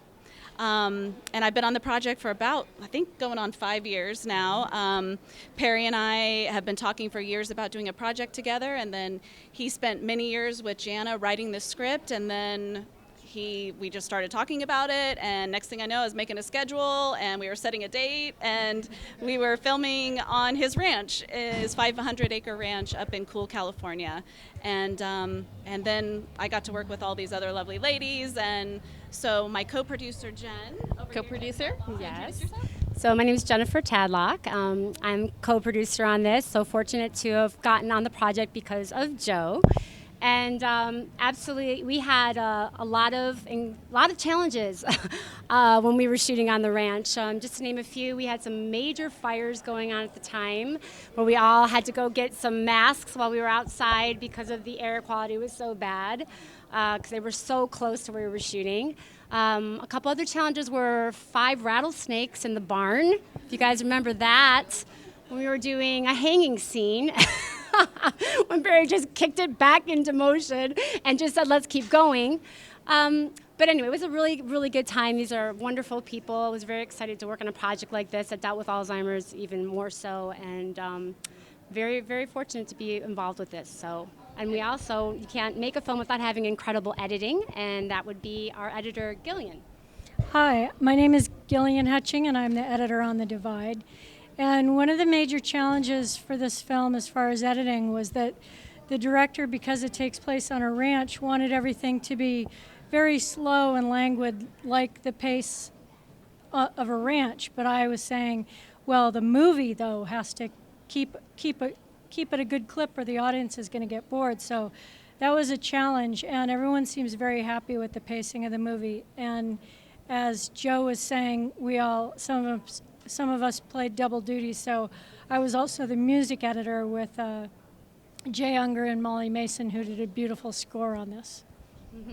Well, I got a chance to get the behind-the-scenes story, an amazing story. It's one that you want to watch, as so many stories and so many, I love the behind the scenes. These ladies would love to just share even more of what I've heard, but you know what? Watch it, The Divide. Can I add one thing about Perry King, the director? He was surprised all of a sudden to realize that he had so many women that he was working with, and what he said was, I just got the best people I could. So we're pretty honored by that. Fantastic. Fantastic. Well, we're here live at La Femme Film Festival. Stay tuned for more.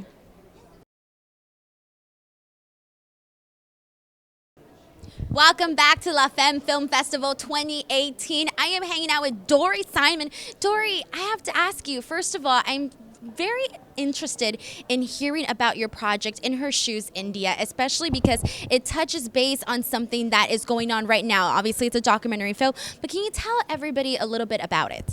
Sure. So In Her Shoes, India is about a girl named Rani who's 17 years old. She's the daughter of a sex worker in Mumbai, and she's now part of an NGO called Kranti, which takes girls from the red light area in Mumbai who are either trafficked into sex work, they're the daughters of sex workers, or somehow otherwise ended up there, and kind of rehabilitates them with mental health assistance and education, whatever works, whatever they need for them, and kind of helps them integrate into the world.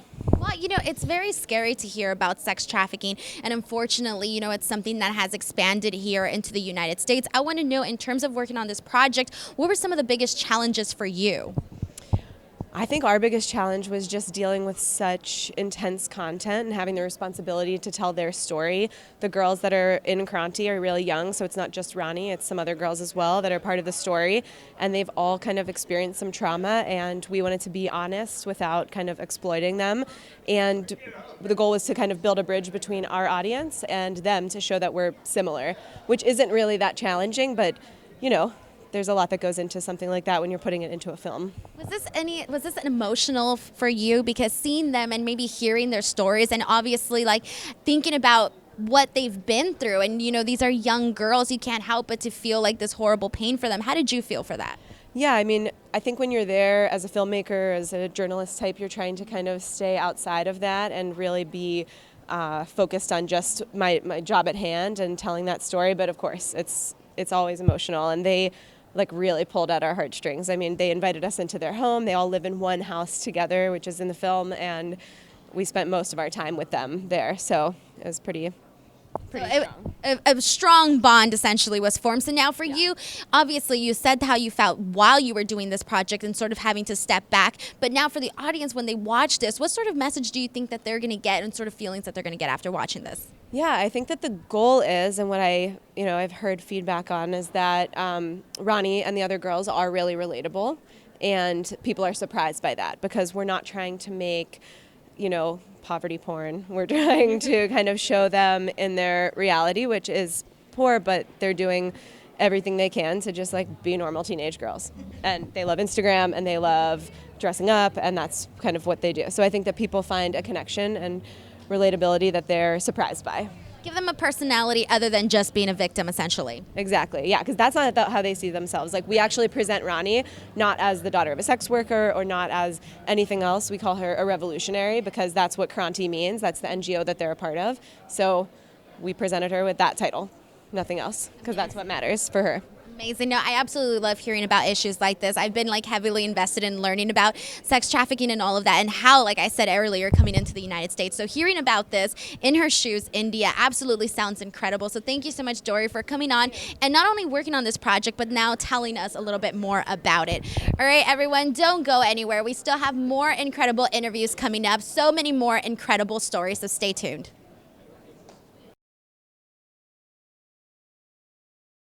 We're here with TJ and Emily. You have a very interesting short here. It's called A Landmark. How did this come together? I think the journey of how this came together is as interesting, if not more interesting, than what I get to see. I haven't seen the film, though, yet, so I don't know. True. My parents live in Idaho, and so whenever we go to visit my parents, we decide that just the two of us, we're going to make a film. So it's kind of a nice challenge. We write the script around what our limitations are, and then once we get there, just he and I are the cast and crew. Film it. Yep. So in the 14 hours that we're driving up there, we kind of brainstormed and came up with a really rough idea of something cool. Like I said, it's like an experimental kind of film. It's like a scene. So in that, it's a good exercise to, hone those skills and make sure that you can like solve problems on the fly. Well, and I love that, because so much of filmmaking is very planned out, right? It's not as hey, we're going to do something. We'd love to do that kind of thing, but this is just like, we're going up there to visit family, so let's use it as an excuse to do something. But we would love doing the planned out stuff too, but it is fun. It's just fun to. Right. And that's my point. Like, that's a true artist, right? True collaboration. Yeah, improvisation. Good point. And it looks beautiful where you guys shot. Now pulling something like this together again in the time that you did, I think a lot of filmmakers say, "Wait, is it really that easy?" Well, what are the mechanics that make that possible, other than great partners to work with? That and I think creativity, and also just the resources of. I mean, I grew up on that ranch, so I know every landmark. So you were the location scout growing up. Yes, and it was also, the story itself was sort of inspired a few years back because of the hunting season in Idaho, and how creepy that is for us during the fall seasons of, like, on our own property, we have to be careful and make sure that we've got our little hunting vests and everything on so people don't think that we're animals. And so that's where the idea originated from. So when we were driving, that's where I was like, you know what, that might be kind of an interesting, creepy little story. And then she also has on Flickr, because since she's a photographer, sometimes people will give you instructions on how to find a landmark for a good photo shoot or a photo opportunity. And sometimes I was like, this is kind of creepy. You follow instructions. It says you're not going to have any service, so snap a picture, a screenshot, and then keep going. I was like, this is kind of like you're like walking into a. This is like how horror movies start. So I reported on a story recently that there's actually, they're rescuing more people in these areas. Now I know why, because they're looking at these, going, hey, let's gems. They're looking And their selfies. They're taking special selfies, right? That's a really big thing. I know, apparently. So I guess that'd be the lesson. Just watch this, know what not to do, and then when you see a Flickr thing and tell you where to go, great. Okay, so what's next for you guys? We are actually going to Scotland on Sunday so that we can film another sort of just the two of us sort of short film This while one was we're much out there. more thorough. Like we thought this one out ahead of time more. And we're planning. I like when you guys don't too. I'm just saying. We might shoot something on the fly while we're there. I mean, sometimes that Yeah, happens. the idea is for the production value in this story to just kind of keep increasing so that we keep challenging ourselves and being like, well, the idea is so that no one knows that it's just the two of us always. That's always the again, idea. trying to get better and better with each one that we make. Look better and but feel it's better and more organized. it's also sort of like a, hey, we're two Americans in Scotland, but we feel very passionately about the film industry there. We want to get a feature produced over there. So this is sort of the first little nugget of like, here's what we can do by ourselves. We want to hire a Scottish crew. Please fund us. Yes. So there it is. How do we find you? How do we follow your journey? I am at Emily Sandifer on Instagram. I am at Teejatron. That's Teeejatron. Don't worry, because I'm not Former fanatic. It's all right. It's all right. It's all right. I would be. Let's see, Aaron the Bumblebee. It's not going to happen. All right. Thank you very much, both of you, spending time with us here at La Femme. Thank you very much. Thank you.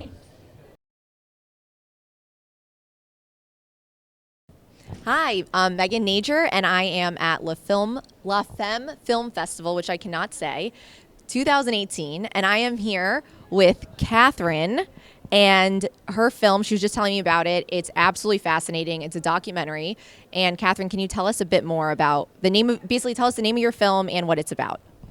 The film's called Met While Incarcerated, and it's a story of strong, successful, smart women who have chosen to marry a man who's in prison for a violent crime.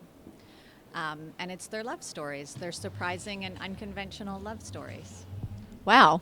So I've heard about this before. We were just talking, but she explained that there's like a whole system where you can actually meet a man who is incarcerated. So could you tell us a bit more about that? Well, I found the story by accident because I was Googling something for a project I was working on, and I came across a website that's pen pals, or sort of pen pal dating website for men who are in prison, and they have their profiles up there. And I thought, you know, who writes to them, who wants a relationship with them, and I started to look into it, and I met hundreds of women and men and talked to them on the phone and started to understand their relationships. And then I became really interested in the women who stood out, who were really surprising and kind of exceptional characters that, you know, they end up being shunned by they risk their status, their friends, their family, their job in order to have this relationship with this man and really fight for him to have a second chance. And it was really moving, and it's really kind of a beautiful love story. That's so interesting. So how exactly do they get married? So they meet online, and then they only basically talk through, like, as pen pals, correct? And then how does the wedding work? The men in prison don't have access to the internet, so they put their profile on, but they can't actually go on and monitor it. So women have to handwrite them a written letter. There's very strict rules even about what you can send through the mail. So they start with letters, and then it escalates to phone calls, and they talk on the phone, and then they can have visits eventually. And surprisingly, the moment of the visit is usually when it all happens. Then they fall in love, you know, the moment where they sit down together in a place everyone else would want to avoid. Yeah. Big, scary prison is this moment where the magic happens. So ladies, you hear that? There's a man out there for you. So tell us your role in this movie. So I am the producer and director and writer of the film. Okay, and wow. I spent about 3 years embedded in their culture, and with, you know, having daily conversations and meeting characters and hearing their stories, hundreds of stories. And it's a very secret group, and they have a fantastic online support for the women because they are shunned and stigmatized and misunderstood, and they have a common set of problems and aches and loneliness and struggles dealing with the prison system in America. And so they come together online and they share their stories and support each other. And I now am part of that world. That's so fascinating to me. So when is this movie screening? It's screening on Sunday at 2 p.m. Okay, awesome. Yeah. And you flew all the way out here. You said you just got in from the airport. Where did you come from? Toronto. Oh, wow. Yeah. Wow. Okay, so everyone, I know I will be seeing this film. Please check it out. This is Catherine. It was so nice to meet you. One more time, it is called Met While Incarcerated. Met While Incarcerated. Thank you so much. This was awesome. I will be back soon. Bye.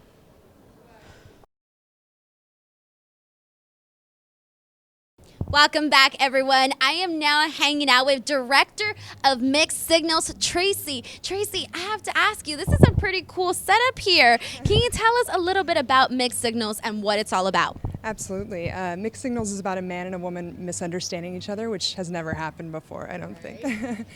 He thinks they're on a date, she thinks they're just friends, and kind of chaos ensues, basically. Is it like a comedy, a drama? What is it? It's a dramedy. It's drama and comedy, but my comedy comes from character usually. You know, like the characters don't know that they're funny. Their situation and the way they react to it is what's funny. So let me ask you, as a director of this film, what were some of the biggest challenges that you faced in putting this together? In this particular film, casting was really tricky because I didn't want the guy or the girl to be the bad guy. And it was really interesting when I was reading people that people judge certain types of people. They said, it's his fault, it's her fault, you know, and I thought, wow, that is really uncool.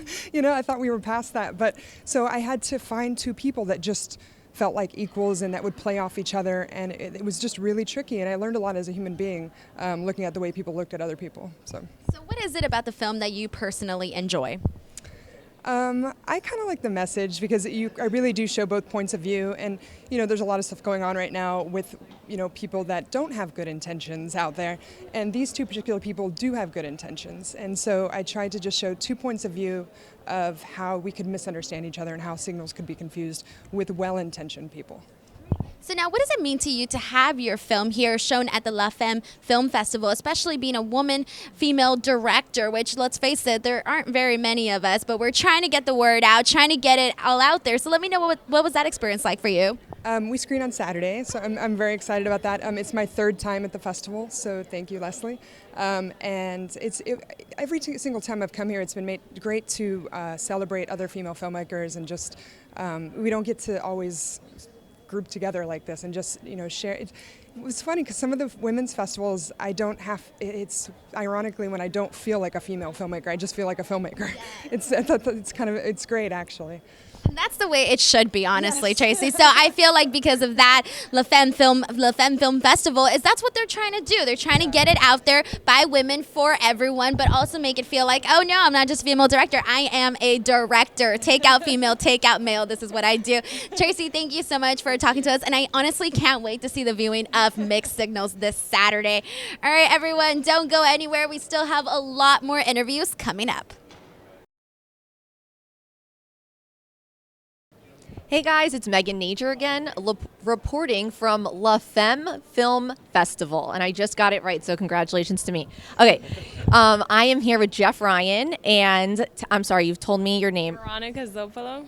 Veronica, I'm not going to attempt to pronounce the last name, and they're just telling me a little bit about, they actually did a commercial, but it has a very interesting storyline, so could you tell the audience about the name of the project and what it's about, and both your involvement in it?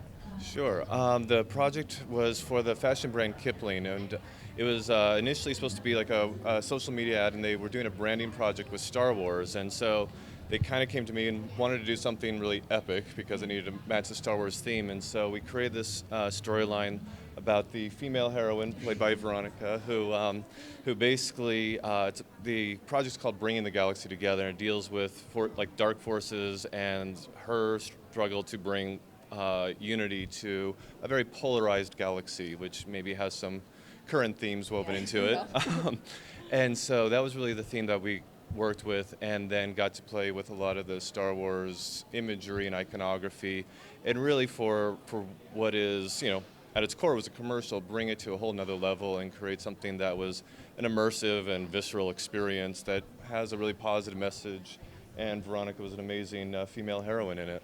That's cool. I like the female heroine things. And Veronica, you obviously did a great job. And you were telling us, you guys filmed this where? You were saying there's dunes and stuff? Yes, it was actually filmed in Pismo Beach, and that's like a 3.5-hour drive from LA. It was outstanding. I've never been there before. There's these amazing dunes, and just being there seemed that we were already in a different planet. So it was great to get to play in some set like this. And I made Veronica run up and down the dunes so many times. Yeah, we sure got that action in there. Yes. So it's cool because a lot of commercials don't have like such a unique storyline. So if you would like the audience to take away one thing from the commercial, you kind of said it already, but what would you like? What was your main message, would you say? Well, one of the things with the commercials, obviously, it's all about branding and that sort of thing. But one thing that I try to do, and sometimes get the chance to, is to put some kind of a positive message out into the world. Like, so much advertising can just be, oh, you need to buy this to look fabulous or to do whatever, as opposed to doing something that's a little bit more inspirational versus aspirational. And that was really the hope in this one, is this idea of taking polarizing sides and finding the commonality, finding the positive messaging in that, and to inspire people to stand for good even when there's a lot of forces of evil out there that are putting a lot of pressure and systemic pressure even on them. So that was really the idea, to try and express that, and we had a minute and a half to do it. And then also, to do something really fun, to take what is, an ad about women's handbags and backpacks and take it to a whole nother level. And that's the joy of coming from a filmmaking background, being able to bring that narrative and that kind of experience to something that could have been just product placement was a really exciting experience and opportunity that they gave me to do. Sounds really unique and fun, and I miss the monkeys on Kipling backpacks and purses. So Well, they do make an appearance in the commercial. They do. So. you heard it, so you guys got to check it out. Thank you so much. It was great talking to both of you guys, and congratulations. Thank you. Thank you so much. We are back here on the red carpet with La Femme Film Festival 2018, and I have here two amazing people with Hin's Case. I have here, introduce yourself. I'm Abdullah, the first AD for the movie. And how are you a contributor to the movie? I was the first AD, director assistant for Hin's Case. Fantastic. And I have here Dina Naji, the director. Director. So Dina, tell me a little bit about the movie. So the story follows Hinz that lives with her abusive father, and she witnesses her mother killed in front of her eyes. So we're gonna see how Hinz struggle to live with her father, and then she escaped from the women detention center. So the women detention center is similar to juvenile detention center in USA. I don't know if you know it, but it's here, and the people who stay there, especially women, they get shunned by their family because of underage circumstances or taboo relationship. So we're gonna see how a lot of people, especially the women who lives there, they struggle to not go back home, even if their home is, even if the shelter is not better than their home. So yeah, that's it.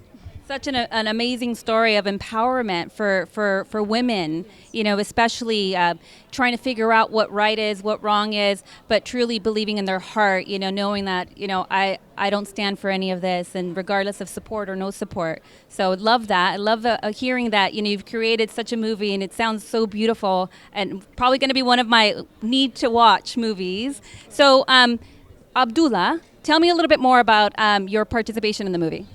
So when Dina sent me the script, I really fall in love with that script, and I thought it's gonna be amazing, especially in this time in Saudi Arabia. A lot of things are changing, and people are more aware of these cases.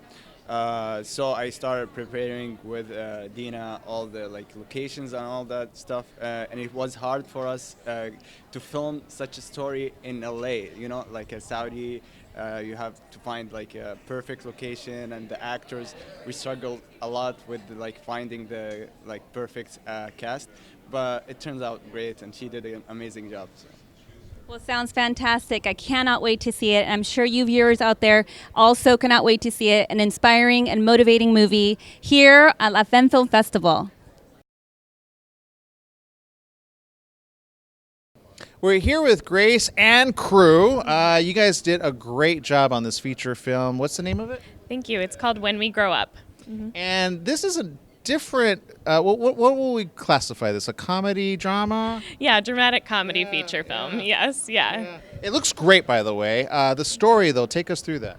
Yeah, so it's a dramatic comedy about a multiracial family who's brought together over the course of a long weekend to help their mother cope with the death of their family dog. Yeah. Uh-oh. Yeah, it's very sad and funny, sometimes to comical effect when we lose our pets. Wait, who lost their pet here that was the inspiration for this? Like, let's do a movie on that. No, I mean, I have lost a pet before, but that didn't necessarily go into my writing. Well, it's a good reason for people to come together, the family dog, right? Oh, okay. Did you cast the family dog at some point? Or No, not the... For pictures. Yeah. For pictures. Yeah. Now, talk to me. This is interesting. You had an all-female crew? Yes.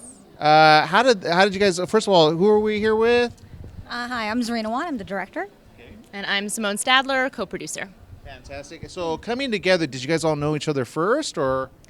Simone and I did. Yeah, we went to school together at the Atlantic Theater Company, acting course. Go Atlantic Theater. Yeah. Hey guys. I started writing the script, and when I finished the first draft, I approached Simone and asked if she would be my co-producer on this project. So. Why, was it intentional to make it all female? Crew? It was from the very beginning. That was really important to me and to Simone as well, due to the dearth of women in the industry, represented especially behind camera and things like that. So we really were passionate about making that a deliberate choice.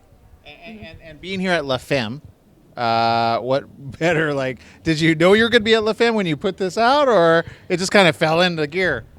I mean, we made it without really having a specific, intention of festivals in mind at the outset. But then once we had it all together, we looked, what would we be a good fit for? And this is obviously one that fits with our mission. Yeah.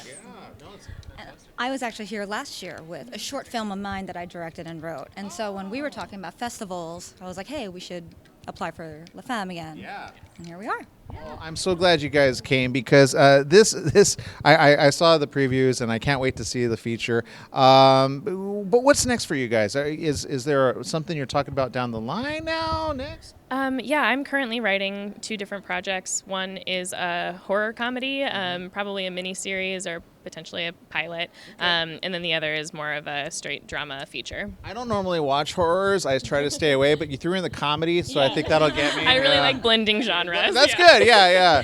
Dramatic comedy. Yeah, just throw anything with comedy, you're pretty good. What about yourself? So I do a lot of acting also, more stage acting in New York, and I'm also starting to dabble in writing a little bit too. So I'm working right now in the very early stages of what I hope to be a feature film inspired by my godmother's family, who came from Eastern Europe as Jewish immigrants and led this really incredible life that I just feel like should be known by the world. So that's sort of the biggest thing that I have on the horizon right now. I already got a couple filmmakers that you should speak with that I interviewed here, so very interesting. In yourself? I have a second feature that I wrote and will be directing next year. It is currently a finalist at the Cinematographer Originals Contest, which we're also screening at, this film. And it's also in the second round of Sundance consideration now in terms of the development track. You all literally are living what La Femme was set up for, to inspire filmmakers, women filmmakers in the industry. What's your message to maybe either your younger self or those other young ones that are out there? And even some are not so young. We met one that was, I don't want to give her age, but she older in years, and said, you know what, I'm going to do my film. But what's your advice to them? The thing that comes immediately to mind is just don't wait until you're ready, because you won't be. Good you need point. to just start and commit to it and do it, and find people who will support you and be behind you every step of the way during the process. And I like that. I even like even if you take an iPhone and you start trying something with that, it's not like you don't have the tools nowadays, but you can get more fancy. You guys, what did you shoot on this? It was a Sony FS7 with I love lenses. that. Yeah. I love that. Well, you did good. You did good. Okay. I would really echo what Grace says. I mean, I had not produced before doing this, but when Grace asked me to, I I figured, I think I have the skills that could make a good producer, and with us working together and putting together an amazing team of people who do have a lot of experience in this field, we can make this happen. So we didn't want to start with a short. We wanted to actually do what we really wanted, and I think we were like just naive and just ambitious enough to make it work. I always find producers are interesting because I find people that want to sign up as producer, and then once they've done producer, they're like, wait, it included what? So was there any part of it that you were like, wait, what? I didn't know this was part of the title.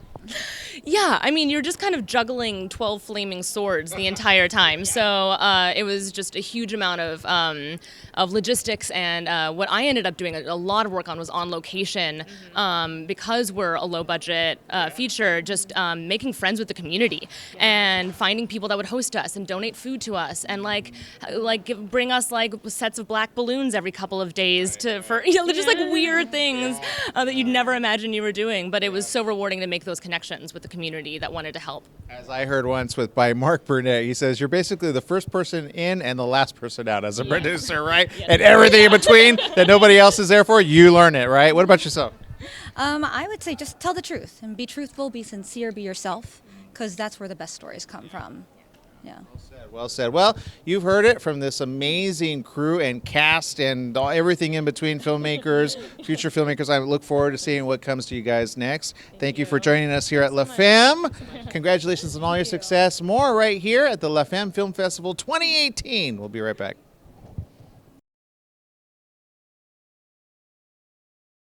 Hello, Megan Nager again, reporting from La Femme Film Festival. I will get it right, 2018. And I am standing here with two filmmakers, and they're telling me a little bit about their movie.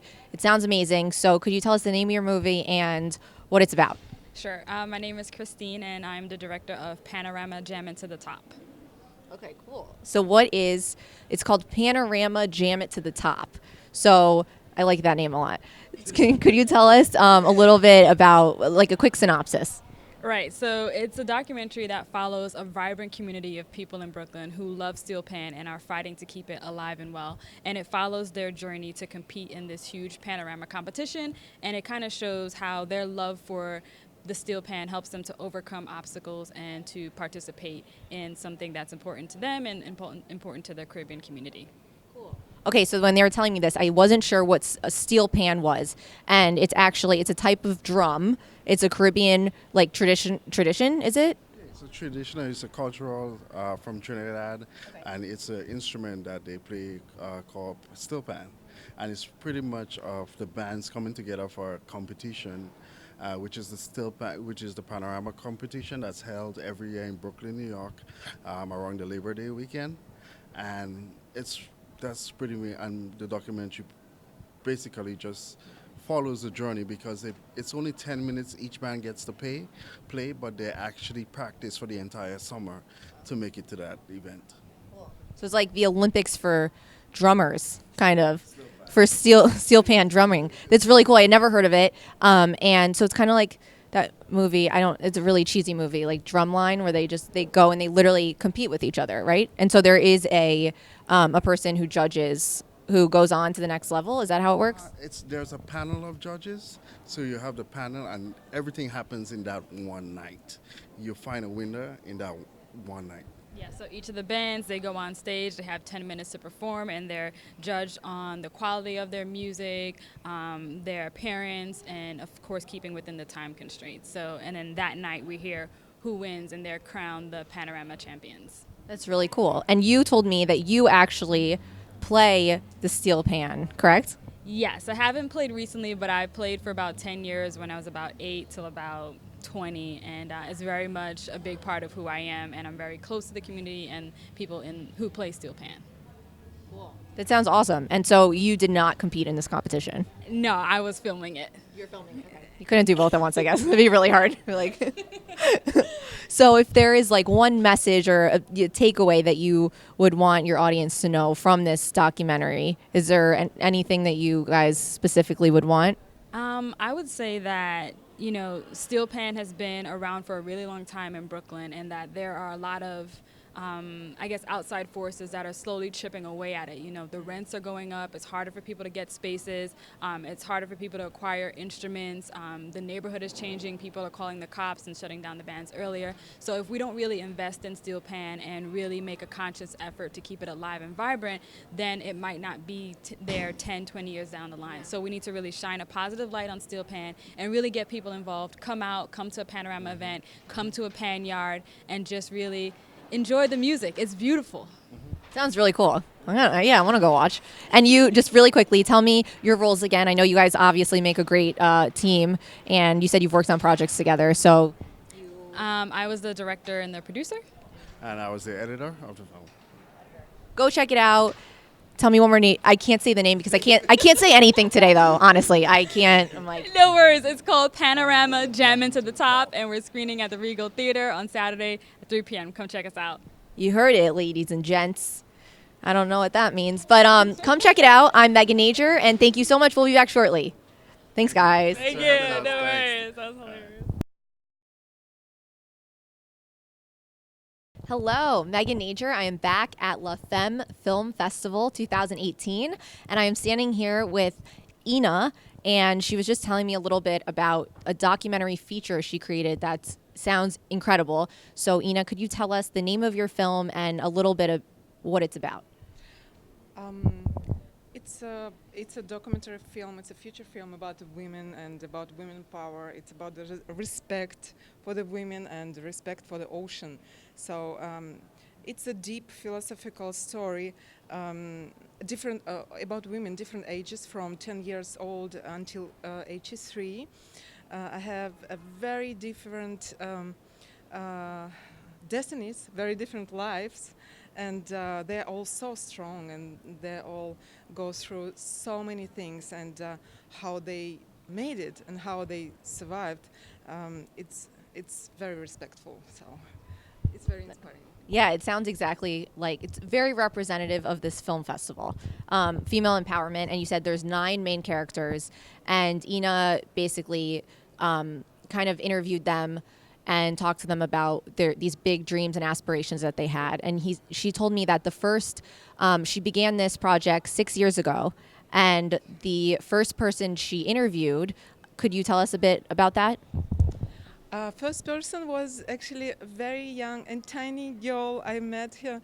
She was the daughter of one of my friends, and she was very, very young and very tiny, very small, but she got a so big dream. And I decided immediately that I would like to be there. I would like to capture it. I would like to follow her, and I would like to see how she will go in to make it. And I started filming her when she was 10 years old, and I was finished when she was 16. Wow. So it was long 6 years, and it was a lot of fighting from her side. It was a lot of dreams, tears, and I'm happy that in the end she made it. She became a very famous surfer in Asia. She became one of the famous surfer in Asia. So that's very beautiful. Yeah, so this girl became a professional surfer, and Ina basically traced her life for 6 years. I think that's incredible. Can you tell us your role in the movie? You said you directed it, and I'm a director, and I'm a producer, and I'm also a writer, so I'm doing everything maybe bit by bit, but also for sure I have a very big team, and I have great investors and supporters and editor, and so I have a very big team behind me, and I would like actually to thank them because they did a very good job, and cameraman, captured very beautiful picture, and I'm so thankful for all of them because they helps me to make it happen. So it's not just me. She is a triple threat though, so that's pretty impressive. And the name of the film is? She's the Ocean. She's the Ocean documentary. That sounds really beautiful. And when is your film screening? When are they playing it? It will be October 13 at 6 p.m. Well, congratulations. Super impressive. I cannot wait to see it. It sounds amazing. And yay, women. Okay. We'll be back. This is Megan Nager. And we'll talk to you soon. Thank you. Thank you. Hello, Megan Nager again, reporting live from the Femme Film Festival. I did it. 2018, and I am here with the fabulous Connie Ray. Yes, we both have bangs, so I obviously think she's really cool. And she just told me briefly about her film that she's here for. And can you tell us the name of the film, your role in it, and a little bit about the film? Absolutely. My film is called Kick Me, I'm Christian. It's about apple farmer's wife in upstate New York who believes she can save America's youth from drugs, pornography, and joining ISIS by telling Old Testament Bible stories like video games. So as violent and bloody as they can possibly be, that's how she tells them, and she forces her family to act them out on a cable show.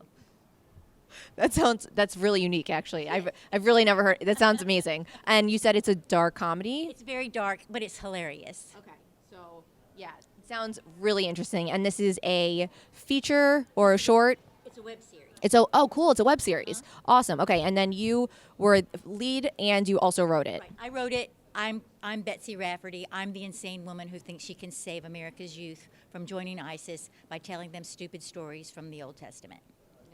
I love it. And how are you inspired by this? Like, how did you come up with this? When I grew up, I grew up in North Carolina, and we were Baptist, and we had to go to church, and it was so horrible. But I liked the stories because the stories were so crazy.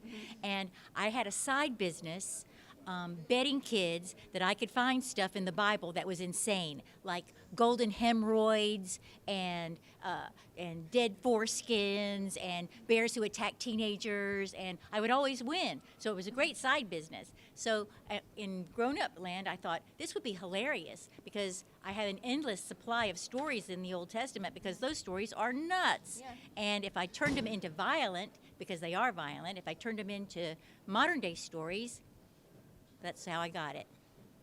I think that's fascinating. And so are you based in, or do you live in LA? New York. Oh, you came from New York City. Oh, you came here from New York. Yeah. Okay, and so what, if there was like a main takeaway or main message from this web series, what would you say it is? I'd say this is Waiting for Guffman meets Passion of the Christ. I love that. That's like might be my new favorite series. That's amazing. So is it filmed, Waiting for Guffman I know is filmed like mockumentary style? Yeah. Is it filmed? Absolutely. We go from playing to the camera because it's a web series, because it's a cable show, and then you see the family fighting and trying to work out where to do the blood, how to make the baby come out of the, it's a disaster. I love disasters. That's awesome. And so I was going to ask you more thing about it. Do you, how many episodes are in this series? Okay, we've shot the pilot. I've written 5. I've got 10 ready to go. So, wow. Yeah. I mean, face it, there's an endless number of gross stories in the Old Testament. There really are. I took an English class about just looking through the Old Testament, and there was always things that I could not believe. People really believe this stuff. That's right. Burning bushes. Yeah. So are you religious at all today? I feel like that's a really personal question, but I'm very spiritual. Okay. So you're not still Baptist. Okay. No. But I seriously believe we can save kids from joining ISIS. Yeah, I love that. You heard it. So go check out her film. When is it? It's Sunday, 10 a.m. to 12, 10 to 12, Sunday. Okay, awesome. Really cannot wait to see it. Thank you so much. Congratulations. We'll be back shortly. And this is Megan Nager from La Femme Film Festival.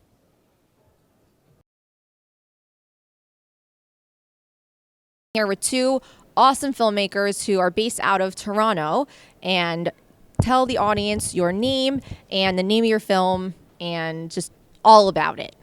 Hi, I'm Mariana. And I'm Yoop. And our film is The Magic Lantern. It's a short stop-motion film. It mixes 3D printing, puppetry, traditional puppet making, marionettes, and That's awesome. So that's really cool. So what were your roles in the film, and what is the film about? Like a little bit. Yeah. So we co-created the film. So we thought about the idea and everything from the beginning. You took most of the directing lead, and I took the producing lead.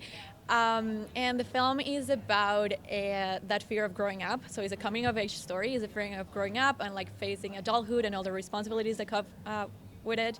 So it's about a little kid who's afraid of growing up, and he escapes home to just go into a carnival that promises he can be a kid forever.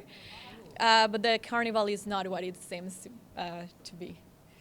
That's really cool. I'm like so impressed with all these ideas I'm hearing. These are like concepts. Yeah, that's awesome. So what's your background with how did you basically, I know very little about this, so forgive me, but like marionettes and how do you film like that? Like it's very different. So what we had is we had pretty much a set all in miniature. So we built puppets and scenery, and we painted the background, and I would have the puppet, I'd move it incrementally, take a photo, move it incrementally 24 times a second. 1 second. Yeah. So the film is 20 minutes long, so you can imagine how many times I had to move that puppet. That's so impressive. And how long is the film is 20 minutes, you said? Yeah. And how long did it take you guys to make this? It took us a full year to make it. From beginning to end, like from the idea to like finishing. That's how it took us. I kind of blocked this out of my mind. How long did it took us to It animate? was 6 months. You was the only animator. And it was 6 months, like 7 days a week, like 8 to 12 hours every day. Wow, that's really impressive. And you you kind of told me the message of the story, but how were you inspired by this? Did you also wrote it together or? Yeah. As I said, we came up with the idea together. You wrote the screenplay for it. Okay. And how did we come up with it? We knew we wanted to tell a story that was both for kids and adults. Okay. That's mostly our fears as well. It's something, I guess, we just explore our fears and like, I guess we're both afraid of growing up. Yeah, or responsibilities. Who wants that? You know? Yeah, I don't plan on ever growing up. So totally love that. What basically have you guys been in filmmaking beforehand? Was this your first project? I assume not, but we're film students actually. This was our thesis film for Ryerson University, and you especially has made animation before. I've worked on live action mostly, but this is our first like project together and such a big project too. Yeah, it's so cool. And do you guys do you really love like the live action stuff? Would you want to film not live action? We don't want to close any doors. We love live action. We've done some live action before, but we really love animation. Yeah, like we have a feature for live action, like a story for it, like a script, but we love animation so much. So in the meantime, I think we'll continue like turning out more shorts and stuff like that. Yeah. It's so unique. I love it. It's really impressive. Yeah. Yeah, it was so nice to meet you guys. Congratulations. Yeah, and thanks for coming from Toronto. Yeah. Thank you so much. Yeah, of course. And your film is screening when? October 13, this Saturday, from 10 to 12. So that's a slot. Yeah. Okay. Well, you heard it. So come check it out. I will. It sounds really cool. And thank you guys. And it was so nice to meet you. And we will be back shortly. And this is Megan Nager reporting from La Femme Film Festival. Thanks, guys. Thank you. Well, that's a wrap here at the La Femme Film Festival 2018. A lot of filmmakers. Any favorites of your own? Boy, so many. Hard to choose from. Yeah. Yeah, honestly, they were all really cool. I wasn't expecting that many really amazing concepts that I really am dying to see. I think the one filmmaker that started, she's just I don't want to give her age because I don't know her age, but she's like, I'm just going to start it. Her mom was in Auschwitz. That was something I saw I definitely want to do. And then there's so many others, and you guys could check it out. There's still time. lafemme.org. Get your tickets. And if you can't make it out for 2018, make it out for 2019. We'll see you there at La Femme. I'm Aaron Michael Sanchez. I'm Brenda Higuera. I'm Megan Nager. And we'll see you at the movies. We should go check it out.